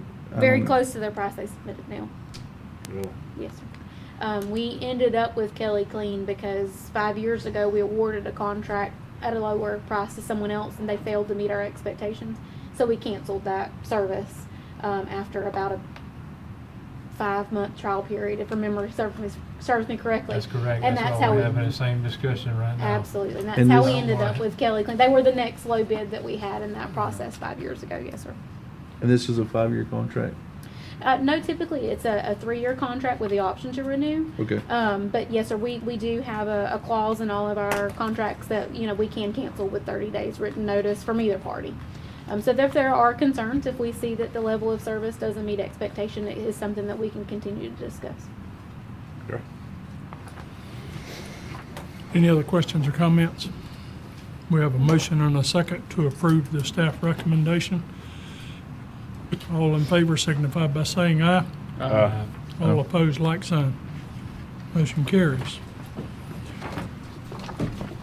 Awarded Health Department gutter bid, Ms. Sarah Little. Yes, sir. Thank you again, Mr. Chairman. So this is something we actually discussed at length through our budget workshop process with our maintenance director, Shannon Whitfield. So the gutters at the health department are in a serious need of replacement. They are leaking really around the entire building, which is why we have this project presented to you all tonight. We did budget for this project. We have, let's see, I think we had was it $25,000 or 26? I think we had $26,000. I'm sorry, my memory's failing me tonight. We had $26,000 in the current approved budget for this project. And so we did seek quotes from vendors, and we have received 3, which is in accordance with our procurement policy. The low bid that we are recommending was from Sargent Seamless Gutter Services, and that is totaling $19,410. You'll see that quote has been included in your packet, as well as the other 2 comparison quotes that we've received. Shannon has met with this company. We've actually gotten a sample of their product to review before we decided to make an award on that. Again, we've completed our staff review. We have no issues with the project as it's been presented, and do recommend award to Sargent Seamless Gutter Services. Now I will answer any questions if there are any. Same color. Yes, sir. Move approval of this bid. I have a comment, Chairman. Please. Get a second first. Second. We have a motion and a second. Yes. Now a comment. Okay. Well, maybe it's because I'm not educated on gutters, but when I look at the 3 bids, I'd seen a lot of irregularities to each other. One of them calls it a A-style box. One of them was a European box. Yes, sir. And I want to point out, so are we comparing apples to oranges? And then my follow-up question is going to be, one of them says they're using the existing downspouts, and the other prices are not, the higher prices are not using the downspouts. So that's why I had emailed you earlier in the week, Sarah, and asked you for the RFP, which there wasn't one available. That's fine, but that was a concern of mine. Was it clear what we wanted from these contractors? Did we want to use the downspouts, or did we want new downspouts? You follow what I'm saying? Is one, forgive me, I'm not educated on gutters again, but are we getting the same quality job here? 19 grand versus 26 grand. Yes, sir. So I did not personally have these conversations with these vendors. Again, I agree with you. I'm not a gutter expert, but we've got one on staff. So Shannon did have conversations with these, and what was determined was that some of them refer to the product as a different name. That's why we asked for samples from those vendors to make sure that we were looking at the same type of gutter systems. We were satisfied with They that. give you samples before they even give you they give you Yes, sir. samples. We wanted to make sure they color matched as well. So yes, sir, we did meet the vendors on site and actually reviewed their product sample to be able to make sure that it was adequate to what we were asking for. So yes, sir, based on staff discussion with each one of those, he was confident that we were bidding apples to apples, and that all were aware through conversations that we were not replacing the downspouts, that we were keeping those. Okay, I'll go for it. I don't like it. I think there's too much gray area. I think we're opening ourselves up for somebody coming back saying, well, that's exactly what but maybe that's their fault. They should have been more detailed on their proposal, but I just see a lot of things that are different here from one to the next. Well, if on your benchmark go quality, they gave two proposals, one with using and one without using. Yes, sir. Well, Sargent did the same thing also. Yeah. So the they page knew 1 and 2. that it was not supposed to use, or so, they were supposed to use the new, the old existing downspouts, but then some of them gave you quotes. If you wanted to replace them, this is your option. Yes, sir. The request for quotes was for replace existing replace the existing gutters, but keep the downspouts. But we did have a few of them that quoted it both ways. Actually, Sargent didn't do two. Both of theirs Yeah. are reusing the existing downspouts. Right. There were just two different kind of gutters. Two different types. Yeah. Yes. And neither one of those types of gutters matches what the other guys. A lot of them has to do with the distributor. And I just wanted to bring it up because there's a lot of gray area there that I didn't feel comfortable with. So No problem. That's what we're here for, to ask questions. Shannon. Any more questions or comments? Yes, Mr. Chairman. Shannon's okay with the sergeant. Absolutely, yes. Sir. This is actually one that he, again, it's very similar to the lawn service. Okay. He's been working on this for actually several weeks to make sure. We've had the vendors come out, a couple of times to make sure that he was comfortable with what was being proposed. Okay. Yes, sir. We have a motion and a second to approve the awarded Health Department gutter bid. All in favor signify by saying aye. All opposed, like sign. Motion carries. Resolution 2026-17, corrections to the tow rates. Yes, sir. Thank you again, Mr. Chairman. Well, what's the old story? If you want to find an error in something, just go ahead and approve it, and then you'll find your mistake. So about 2 days after we approved the last resolution, Chris Miracle gave me a call. He said, "Sarah, I'm so sorry, but I've missed something in the resolution." And so that's what is being presented to you all tonight, is actually just a correction to the resolution that you all adopted 2 weeks ago.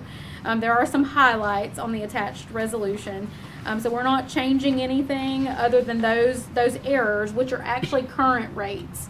So the resolution that was adopted 2 weeks ago had an additional time beyond an initial 30 minutes, and you'll see that highlighted in your resolution. So the language that has been added tonight is actually what our current rate is. So in the previous resolution, it said $50 per hour, which was incorrect. So our current rate, which we did not want to change, they were satisfied with the way that was written, was that anything under 30 minutes just falls under that flat fee. But anything over 30 minutes is $50 per increment, billed in 15-minute increments. Again, that language is what we have in our fee schedule now. So we weren't actually wanting to change that. Unfortunately, that wording was not caught when we went through our review process. And so Chris, like I said, reached out and asked if we could make that correction. He talked to one local tow operator, and I talked to another, and they agreed that rate was the existing rate, and that was not the intention, was to reword that. The other issue with this resolution was item number 6 under Class B was just inadvertently left out. There's an outside storage fee for each one of those classes, and that was not included. So again, our apologies. We went through quite a few review processes with those, and unfortunately that was just not something that we caught, and so we would like to recommend approval of 2026-17, which corrects those to the right rates, and we should be final on that after tonight. Any questions or comments? Make a motion to approve resolution 2026-17. Second. We have a motion and a second to approve Better read by resolution. Read by title, please. Is it read by title? Yes. Okay. Resolution 2026-17, a resolution of the Board of County Commissioners of Baker County, Florida, correcting Resolution 2026-15, establishing maximum rates for non-consensual towing, trespass towing, storage, and related wrecker services, providing for additional fees and limitations, providing for consumer protections, providing for modification by future resolution, and providing for an effective date. Thank you. We have a motion and a second to approve Resolution 2026-17. All in favor signify by saying aye. Aye. All opposed, like sign. Motion carries. Moving on to the last new business item, Plan AS project update, and that's on me. For information only, the inducement agreement that we had with Plant Ag expired on May 1st, and we have not offered an extension to that. I have been in contact with all the parties. It is a viable project still. It's a $450 million investment in greenhouse type business west of Sanderson. They are moving forward with progress, and we just want to make sure that we have the best outcome for the people of Baker County. And that's what we're working toward today. And that subject will come back before the board before we approve any extensions or make any changes to that resolution. So, anybody have any comments or anything I can help with? Limited knowledge, but I have had contact with all parties repeatedly over the last 2 weeks. Any kind of timeline? I know if I would ask this, it's probably not going to be. They feel like they would like an extension until December 31st. In that consideration, I'm not opposed to a December 31st extension, but there has to be some thresholds in there where they show that they are making progress. They would like a liaison from the board to have monthly meetings so they communicate where they hadn't been communicating before. So there are conditions in there that improve the communication and define the timeline better than what we've had in the past. In the past, they've come and wanted 2 or 3 more weeks, a couple of months. We've done it 10 times. I just feel like we need to define what the board expects, and it would be a one-time extension. It's not like we're going to go to December 31st and then see where we need to go from there. It's a one-time deal. So that's the conversation we've had, but that's not anything set in stone at this point. I do believe the county has been very, very patient with them. And I, as a commissioner, want some movement and some things in writing to show me what they are, or I don't agree with no more extensions. There has to be something on their side. Yes. And there will be some adjustments made before any agreement is done. Good. Any other questions or comments? Question I have is, the Development Commission having anything to do with this? Are y'all still involved with this? Yes. This project? Yes, sir. Is there a way that we can get an update from y'all, maybe monthly, to the whole board? Problem I have with the liaison of the board to a project of this size is we want to be transparent to the public of what's going on. And if you come in here and you give us an update every month, the public knows what's going on. And then we have to make the decisions on what's going to happen and what not's going to happen. So if we have a commissioner involved in what's going on, I'm concerned about the decision and how it looks to the public. So that is me as a commissioner. There's 4 more of them that has their own opinion. To me, I feel more comfortable that the Development Commission keeps us updated on a monthly basis on the progress, what's going to happen, and we can work through the Development Commission, and so as a commissioner that's going to be voting on this thing, be sitting on a liaison. But I would value the opinion of the attorney on that. Well, I think that's very reasonable. I would definitely echo Commissioner Anderson's remarks there. I know Mr. Pullen has been working hand in hand with Plant AS and all the other parties involved. I know there's a landowner, the county, the entity itself, and has been working frequently and fluently with them, and then relaying the information back to us. So I would definitely recommend that he kind of be the point of contact through this, and I don't want to say stay out of it, but I mean, we hear the remarks through you, you know what I mean? Because I don't want to put us in a predicament either with negotiations or anything else. So I would definitely like to kind of point it to him for this, because ultimately it's going to have to come here for approval. Are you okay with that? Me putting you on the spot? I'm good at putting people on the spot. No, sir, I would just say that we're happy to do that. To the point, Chairman Mann and I have been in constant contact. We've had a lot of conversations since last week, and a lot of conversations since last week. Parties are all talking in good faith, communicating with one another. We hope to have something for you very soon. My intention is to get all the parties together. Once we have something to bring before you, we will bring it before you and let you guys do whatever your pleasure is at that point. But we don't want to put a date on it, but I expect it to be very soon here. Yeah, I don't have a problem with the date. I have a problem with no information. Sure. Zero Sure. information. Sure. And I think that's what the problem people in the public are having. There's just zero information. Yes, sir. I mean, I think there needs to be shared information going on with the process. Sure. And I'm gonna be looking for you to provide that to us through public hearings so everybody can hear the same thing. Yes, sir. And I believe Manager Little and I have spoken. There'll be a Choose Baker update coming soon, possibly next meeting if the agenda will permit. And we hope to have some more information for you there. I sure and appreciate about it. this and some other projects. Thank you, sir. Thank you, Commissioner. Thank you, sir. Thank you.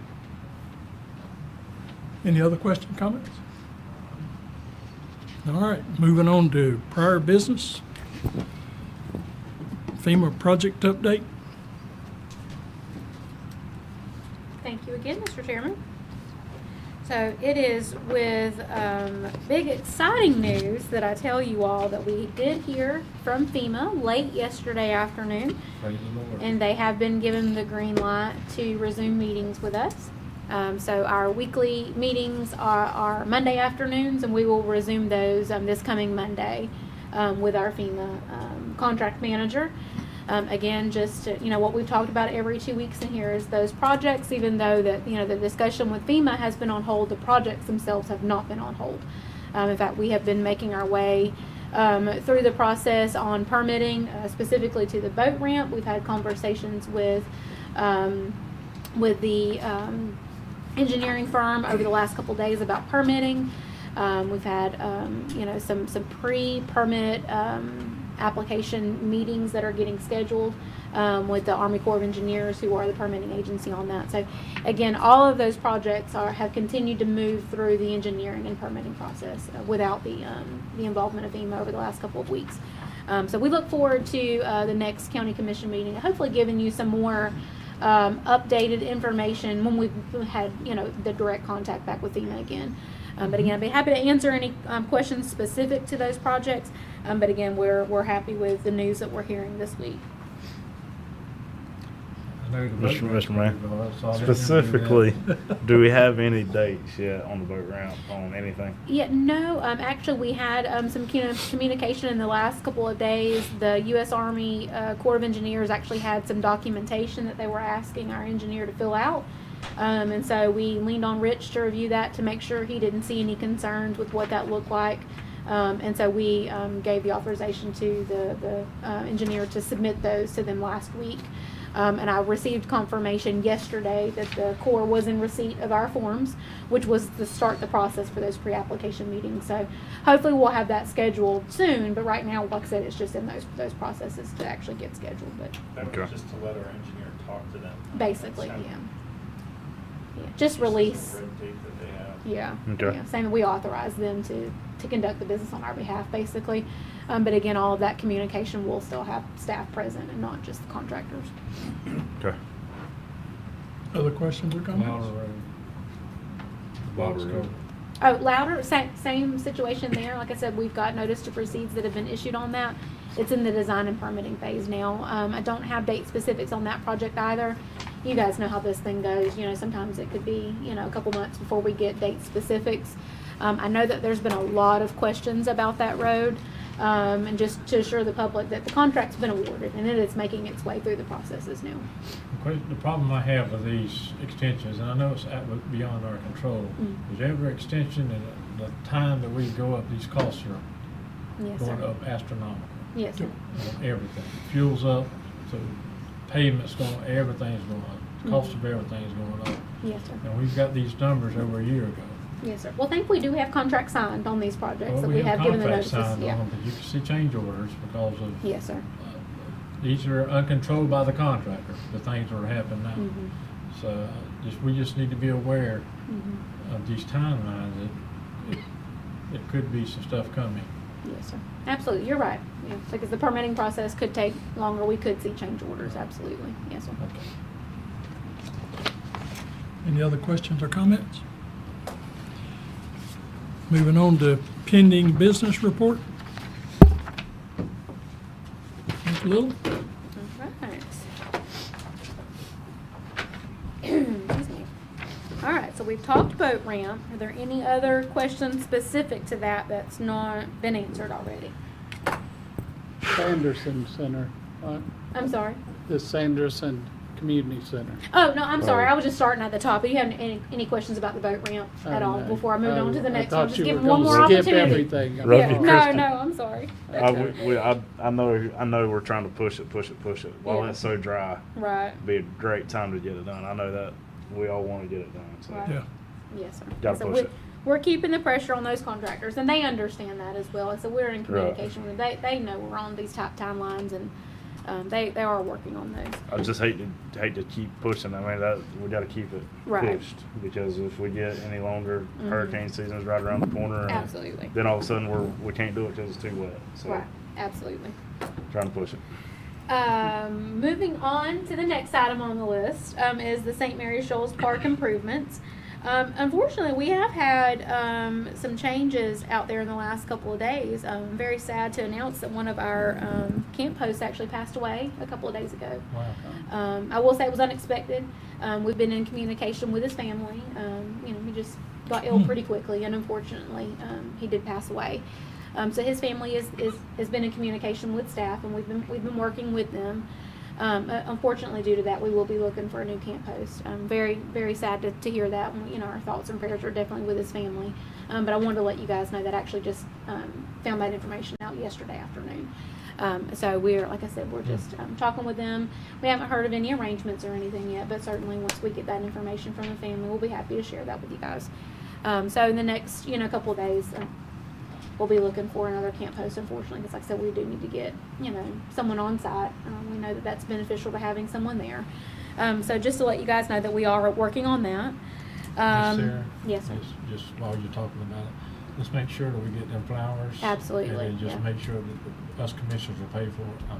I'm speaking on behalf of Yes, this. sir. Mm-hmm. I see some head nods, so I'm not, Yes, if sir. not, I'll pay for it. Yes, sir. Certainly. On behalf of the Board of County Commissioners, make sure that we are deeply sorry for the loss, and we appreciate his service to the county. Yes, sir. Absolutely. We had the same conversation with staff this morning. We'll make sure that's taken Thank you. care of. Yes, sir. Good. Let's see. Shoals Park. Back to that one again. So just to remind you all, we've been working with the National Park Service over the last about a year actually now, in developing some changes and hopefully maybe some advertising opportunities, some funding opportunities, and also some assistance with revising our master plan for Shoals. And so we talked about a couple of meetings ago about that public comment period. We've been out in the community looking for ideas and what suggestions from people in the community we're asking for. And so that's been going really well. We hope to have a presentation back before you all with the National Park Service. We're talking about travel arrangements because a lot of them come from really all over the country. And so we're going to make sure that we get that scheduled before you guys and give you an update on that as well. In coordination with that, we've also been working internally with staff and with our grant writer through North Florida Professional Services on some funding opportunities through the state for some trail improvements, signage. There's even some opportunities for maybe some equipment to be purchased to help with that trail maintenance. So we're still in the building of that grant application right now and what that would look like. So like in typical, grant presentation, we will present that to you all once we've got those formal numbers together. So some exciting things about Shoals Park coming in the near future for you guys. So we'll have that for you at a later date. Again, NAB Sports Complex, we will, start that project once Little League season is over. We're inching super close to that now with our start timeline for Phase 2 to begin on June 15th. We're really excited to see that project come to fruition for that next step. I had one more question on Oh, yes, sir. I'm service sorry. On the Shoals Park. If the National Forest Service is coming in, Would they be providing us a ranger? No, sir. No conversations on anything like that Is from that a staff some level. conversation we can have? We've talked about that what our failures are in Shoals Park and where we can improve upon and things like that. So absolutely, that is part of the I just don't conversation. want Say, hey, to drop the ball. If we can ask, Absolutely. for a ranger would help us. Absolutely. tremendously. So when we first started having conversations with the National Park Service, there was no funding in any of this. It was just resource. But we've dwindled them down and keep pestering them about things we need, and they've actually identified some areas they think they can help with funding. So Okay. we'll certainly continue to present that to see if there are some ways, but at this point, that not a staff level. All right, Yeah. thank you. Yes, sir. Okay, next item is the courthouse generator appropriation project. We actually went through our testing phase last week, and all of that was very successful. We actually completely shut the power off to the building at 5 o'clock one day last week, and the generator kicked on just like it was supposed to be, and it went through all of its testing phases. So right now we are working on finalizing the insurance requirements. So your testing has to happen before you can get the insurance requirements.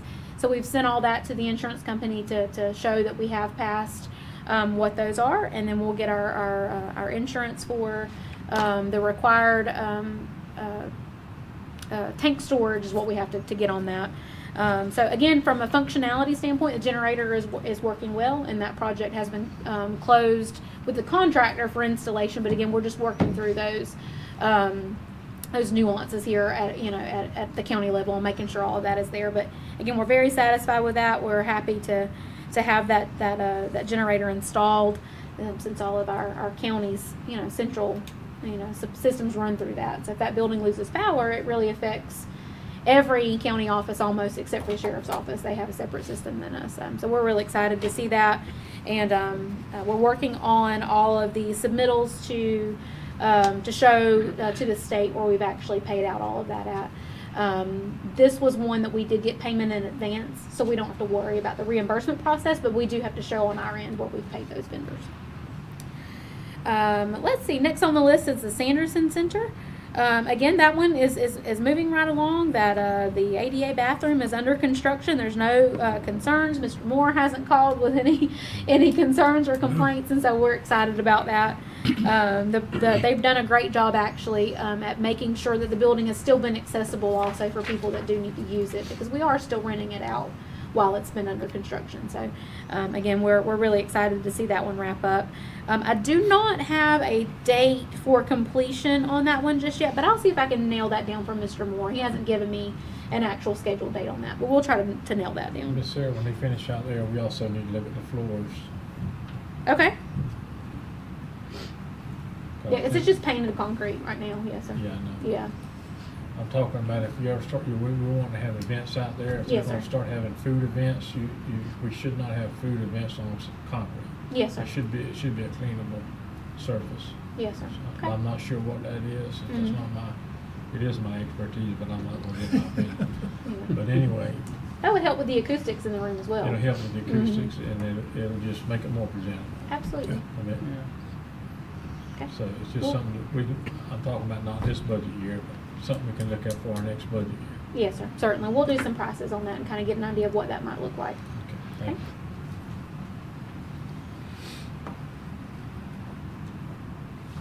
And then last but not least, LaDonna actually had to go ahead and skip out tonight, but we have the community development permit software. Again, this is one, that we've talked about, over the last several months. But we're satisfied with the way that system has been progressing. We talked, 2 weeks ago about being able to go live at the end of May for staff. And then about a 30-day period after that for the public to be able to do that. So again, there's been no changes in that timeline. The server that's needed for that has already been ordered, several weeks back. It's being built, and so we're expecting that delivery. We've had several testing sessions and training sessions with community development staff and our IT staff. Again, there's really no changes in that timeline. We don't see any concerns as to why that timeline would need to be adjusted either at this point. So we're still on target for the staff to be able to use that by the end of the month. When's the server coming in? You're testing my memory now. I think June Is it? 9th was the date. Oh, it's going to come in on June 9th, and that's what we need in order for the Yeah. the And public to be able to use it won't take 30 days for that to Okay. come online, but it will take, a week or two to get that program installed and then test to make sure it works. So we're thinking the end of May for staff and the end of June for the public to be able to use it. Okay. Yeah, we need to push that, get it online. Absolutely. Moving on to expense reports over 5,000. Okay. No issues for me unless unless you all have any questions. Any questions or comments? I got one question on that. Okay. The Capital Ground Solutions LLC, was that for the That's animal control painting. the animal Yep. control? Yep. How- So the quote was a 50% down payment for materials and then Right. 50% at completion. Okay. When are they scheduled to do that? I don't believe we've actually had a start date just yet. Yeah, I was gonna. Yeah, they. So our new director Jonathan and I actually talked about this week, like Kayla just said. So we're in tick season at animal control right now. So we go through a round of spraying and different things this time of year. And so the anticipation was probably within the next 3 weeks to be able to start that, but they've actually not nailed down an actual start date. Okay. Yes, sir. But they're very close. But that was, like I said, that was just a material purchase payment. Okay. Moving on to American Rescue Plan 1 and 2. No further updates at this time on this plan. Like I said, we are working through reimbursements. We did receive the NAB Sports Complex reimbursement, which is taken. I really have no idea why the state has taken so long to process that payment. But we're very thankful that they finally did and got that reimbursement back to us. But that's been one of the biggest holdouts on why this has not changed. We just wanted to make sure that there were no hiccups with any of our reimbursements on what's been charged to this ARPA account. We actually did get that yesterday. We got confirmation from finance staff that reimbursement was made. So my plan is to have you all a new ARPA spreadsheet at the next county commission meeting now that we've gotten that taken care of. But again, there's been no changes to any of the projects on that list. And down to number 5 under prior business, the 24-25 audit update. Yes, sir. Mr. Mobley. Got an audit update from Miss Allison Benton with James Moore this morning. I'll read it. Good morning, all. Please see below for a quick status update on the request list and audit. The Baker County Board of County Commissioners request list is 80% fulfilled and audit is now in progress. The clerk request list 85% fulfilled, audit is in progress. Sheriff list is 92% fulfilled, audit in progress, and initial follow-up added to SureLink. Supervisor of election 97% fulfilled, audit is in review phase with minimal follow-up expected. The property appraiser is the request list is 100% fulfilled, audit is in the review phase with minimal follow-up expected. Tax collector is 90% fulfilled, audit in progress, and initial follow-up added to SureLink. Please let us know if you have any questions. Just to clarify, I think some of these numbers have actually, I want to say they went down a little bit. I'll have to go back to the previous one. Every time they add something, the percentages kind of fluctuate a little bit. So they send everything. It's not like I said, hey, here's 10 items. You sent 8, you're at 80%, right? Every time they do it, they'll send 8 items, and then they'll look at it and say, hey, of those 8 things you sent, I've got questions on this, this, and this. Well, now it makes your number go up and your percentage fall. And so they're constantly adding things to the SureLink is what we're going to call it. That's the website, the in between the county and all of our constitutionals and James Moore. That's their kind of portal. So it's going back right now. I'm glad to see that the county audit is in progress. I don't remember last meeting if it was it last meeting? It was not. The audit is scheduled to begin next week, so I'm glad to see that the audit is in progress. If you mind if I Yeah, say this real absolutely. quick? Mhm. You know, looking back on it, the Board of County Commissioners request list 2 weeks ago was 95% fulfilled. Now it's 80%, which means they've asked questions based on everything they've been getting now. Or asked So for I'm glad to see the good camaraderie going back and forth between everybody right now. I'll cut that off. Oh, no, you're good. But at least the county, that's one I wanted to point out, because I thought it was higher last time, and now the audit is in progress. So as soon as, now that it is in progress, we are going back and forth and answering a bunch of questions. I've not been led to believe any different at this point. that we're not going to hit the deadline. So I'm very, very confident right now. You know, I'm still having conversations with them, making sure we're pushing ahead, because I would do everything possible to make sure we get this audit on time. That's where we're at this current moment. Questions or comments? One comment I got, I appreciate it. I Absolutely. appreciate your due diligence and the work you're doing. It means a lot, only for this board, but for this county, and we appreciate it. Yes, sir. And I appreciate all the administrators doing the same thing. 'Cause Oh, what yeah. you're telling me, everybody's on board and everybody's working hard to get this audit finished, and That's right. that means a lot. All right, Very let's, nice to get the updates. Yeah. We Oh, never for got sure. before, That's all right. these years, and now we can have them. let's be clear. I'm not the one doing any of the work. You know, I'm just the one pushing, You're you know, all just trying to make sure it You're doing- happens. So. You're doing what we asked you to do. Yeah, that's You're right. doing Staff what we need staff you is to doing do. It's excellent on beyond getting your everything. scope as a commissioner to do the work. Exactly. That's right. I want people to make sure people know that. It is not your job as a commissioner to do the No. work. That's right. That's right. So We're not in the day-to-day operations. very, very pleased with all 5 constitutionals and our staff here, Yeah. getting everything back and forth to them. So All of those percentages and numbers are a lot better than we've been in the past, and very encouraging that we will make it by the deadline. we're still constantly pushing. We have less than 2 months now. So we got to get it, I have faith. get our roll. Yeah.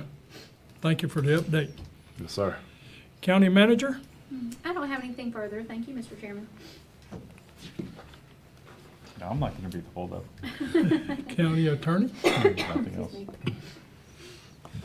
Nothing for anybody so far. County Commissioners, Mr. Hartley?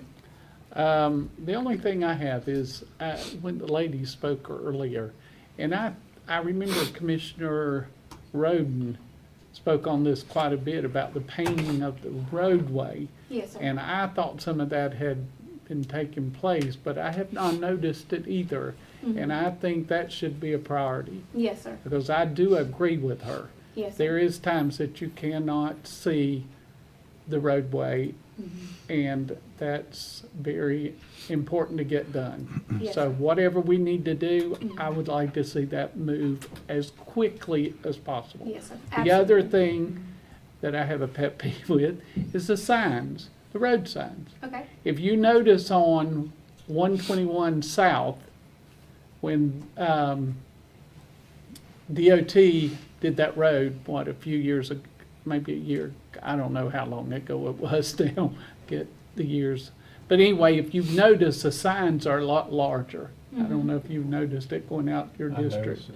But it's a big difference. You can actually see the signs before you get to them and know what road it New is. glasses, but finally I figured it was a sign. I've just had guy. people complain about the road signs, Okay. especially ones coming from different areas. Mhm. And they get to Baker County and they say, we can't see your signs. They're tore down or they're too small.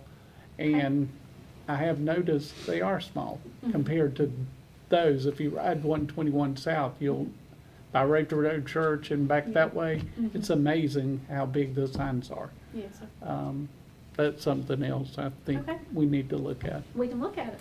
Thank you. That's all I have. Oh, you can't find them that big? DOT right now. Mm. We haven't had access to them yet. Yeah. We're looking. All right. So it's- So that size sign, we have to order those signs, Our yeah. signs are, what, 24?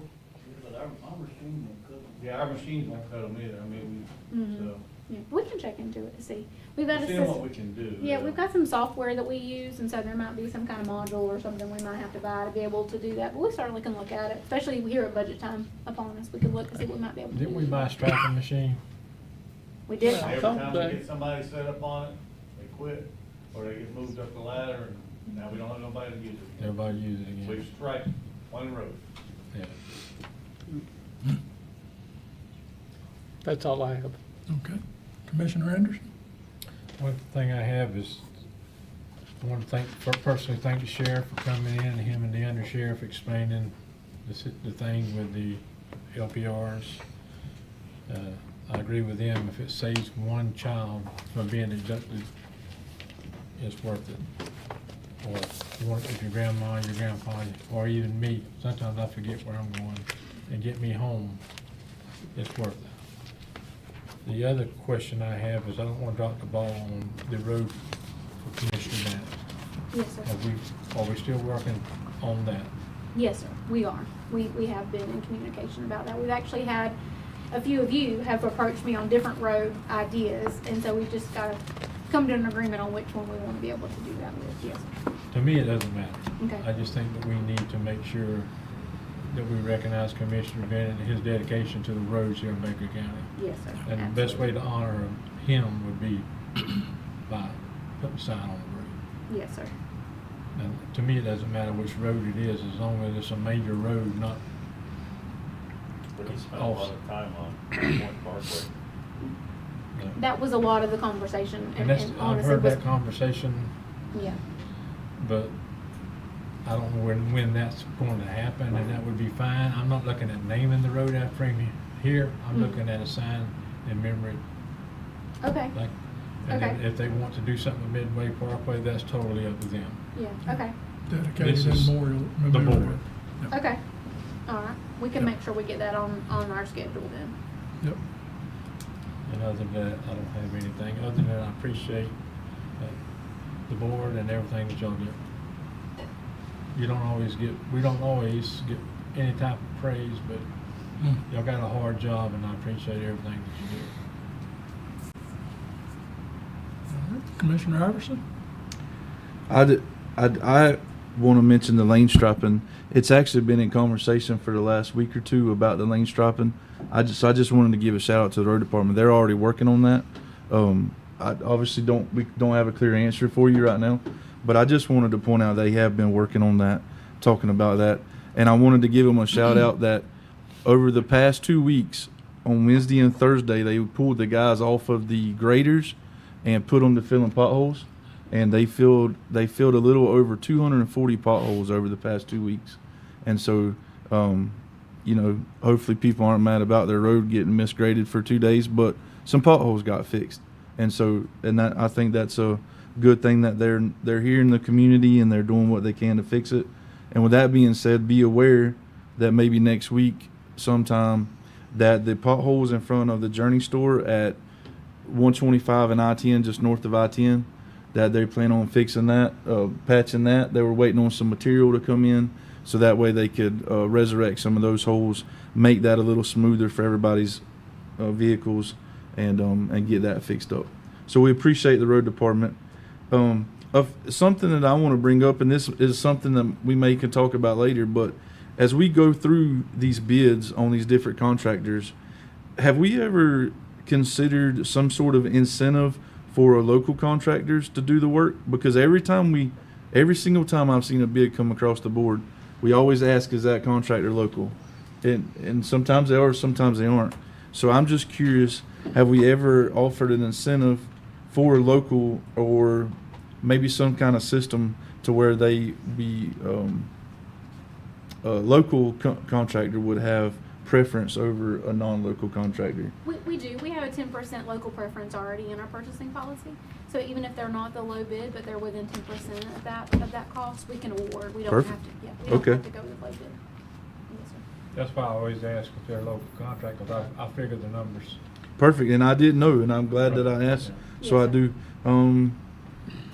The last thing, there are two other things. The RFP that we sent out for the audit, do we have a status of that? It is not due until the 28th of this month. But Okay. Yes, sir. Perfect. So it's due the 28th of this month. Yes, sir. And what about the traffic study to determine the impact fees? The traffic study that we So- approved about 2 meetings ago? Yeah, so the engagement letters have been signed with Bryant Miller Olive and Stantec. And so we are waiting to hear back from them on some dates to schedule those coordination meetings, but there's not been any studies or anything like that's been started just yet. Perfect. Okay. That's all I have. Thank you. Commissioner Mobley? Yes, sir. Mr. Chris, have we got anywhere with Blue Hole Road on any millings or anything available to purchase? We have found some, but the pricing right now is just. Through the roof. Okay. And it's on the other side of Jackson. Gotcha. So trucking and everything else What right now. prices are you getting? Excuse me? Roughly, what's the prices are you getting? What prices are you getting? Between $900 and $1,500 a load plus delivery. Now, we have our own trucks, but to run from here to the port, we only have 4 trucks. Did you get that information I sent you? I sent you some on for better prices than that. I don't think It was so. before I I talked went- to somebody that I got a name from Bridge. Before I went on my mission trip, I sent you a name and a number. I think there was around, I can't remember, 650. I don't remember seeing Most that. numbers I'm looking at spending between $1,100 and $1,200 a load. Yeah, that's, This was I mean, right. we were buying it before at around 3 1/4 a load. I remember that. And, Right. yeah, so now It's got high. Yeah. it's just, somebody's purchasing everything they can get. Yeah. I don't know what they're doing with it, but they're purchasing, I know what they're doing with it, exactly the prices I I'll resell. check, see if I still have that Resell it. information. If- What And keep in mind too, the bid that we have out on the road paving project, we've got earmarked to get our own millings back. I was about to bring that up on Right. 125. It's 127. Is that 125 or 127? 127. 229. 229. Oh, that's right, I'm sorry. 229. Yeah, 229. 229 north. Do we know when that's going to start?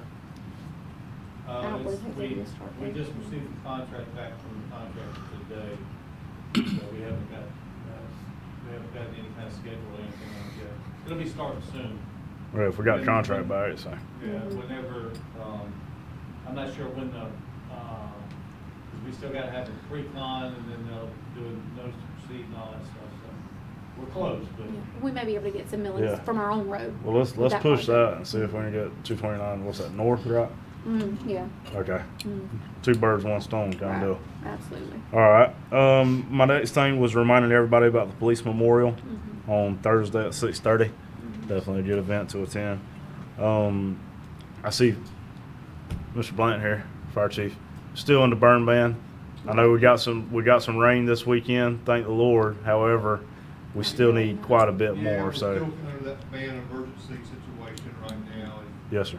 our drought index is still crazy high, and I actually got a call from the neighboring county this morning that had 3 fires yesterday, and we've had 2 the last 2 days ourselves, and it's kind of crazy. We actually had a rekindle after 15 days, the Doyle Williams situation. I guess it just burns so deep in the ground these days, things are so dry, and we hope we get some rain. Mm-hmm. Unfortunately, that's where we are. Looks like we got some in the forecast. So, I mean, we're still Oh, we're still far from where we need to be. It deficit's Index, 25 inches. index wise. So, I mean, still just want to remind everybody about the burn ban. Other than that, Commissioner, that's all I have. That's good. I want to echo the sentiments for the sheriff and undersheriff for coming and explaining what they're doing there and what it means to the county. I appreciate them coming out and spending time with us today. Thank God for the rain. Pray for more rain. And I just appreciate the job that the county road department is working with sand and pour structure. Right now, the drought, all you're doing is dragging sand around on a dirt road. The county road department does a great job with that, and some of the dirt roads around here, you ride down them and they do a great job maintaining them. I appreciate what they do. The fire department has been busy chasing fires for weeks. We do a good job with it. We got dedicated, trained people that's doing a great job, and I appreciate them. That's about all I've got for the evening. Chairman, I got one more thing, I'm sorry. Okay. Graduation, the 15th, 8 o'clock. So, next Friday. 8 o'clock. I got a grandson graduating. 8 o'clock. Yeah, that is late. 8 Yeah, o'clock. we're moving it back to 8 o'clock. Okay. Cool off a little bit. Yeah. Be a lot, we're hoping it'll be cooler and after the the sun rain will will be go gone. down a little bit. Well, if we need and- rain, And if graduation's y'all coming. need rain, there it is. Yeah. It's like a definite predictor of rain is to have graduation, yeah. Move to adjourn. We're adjourned.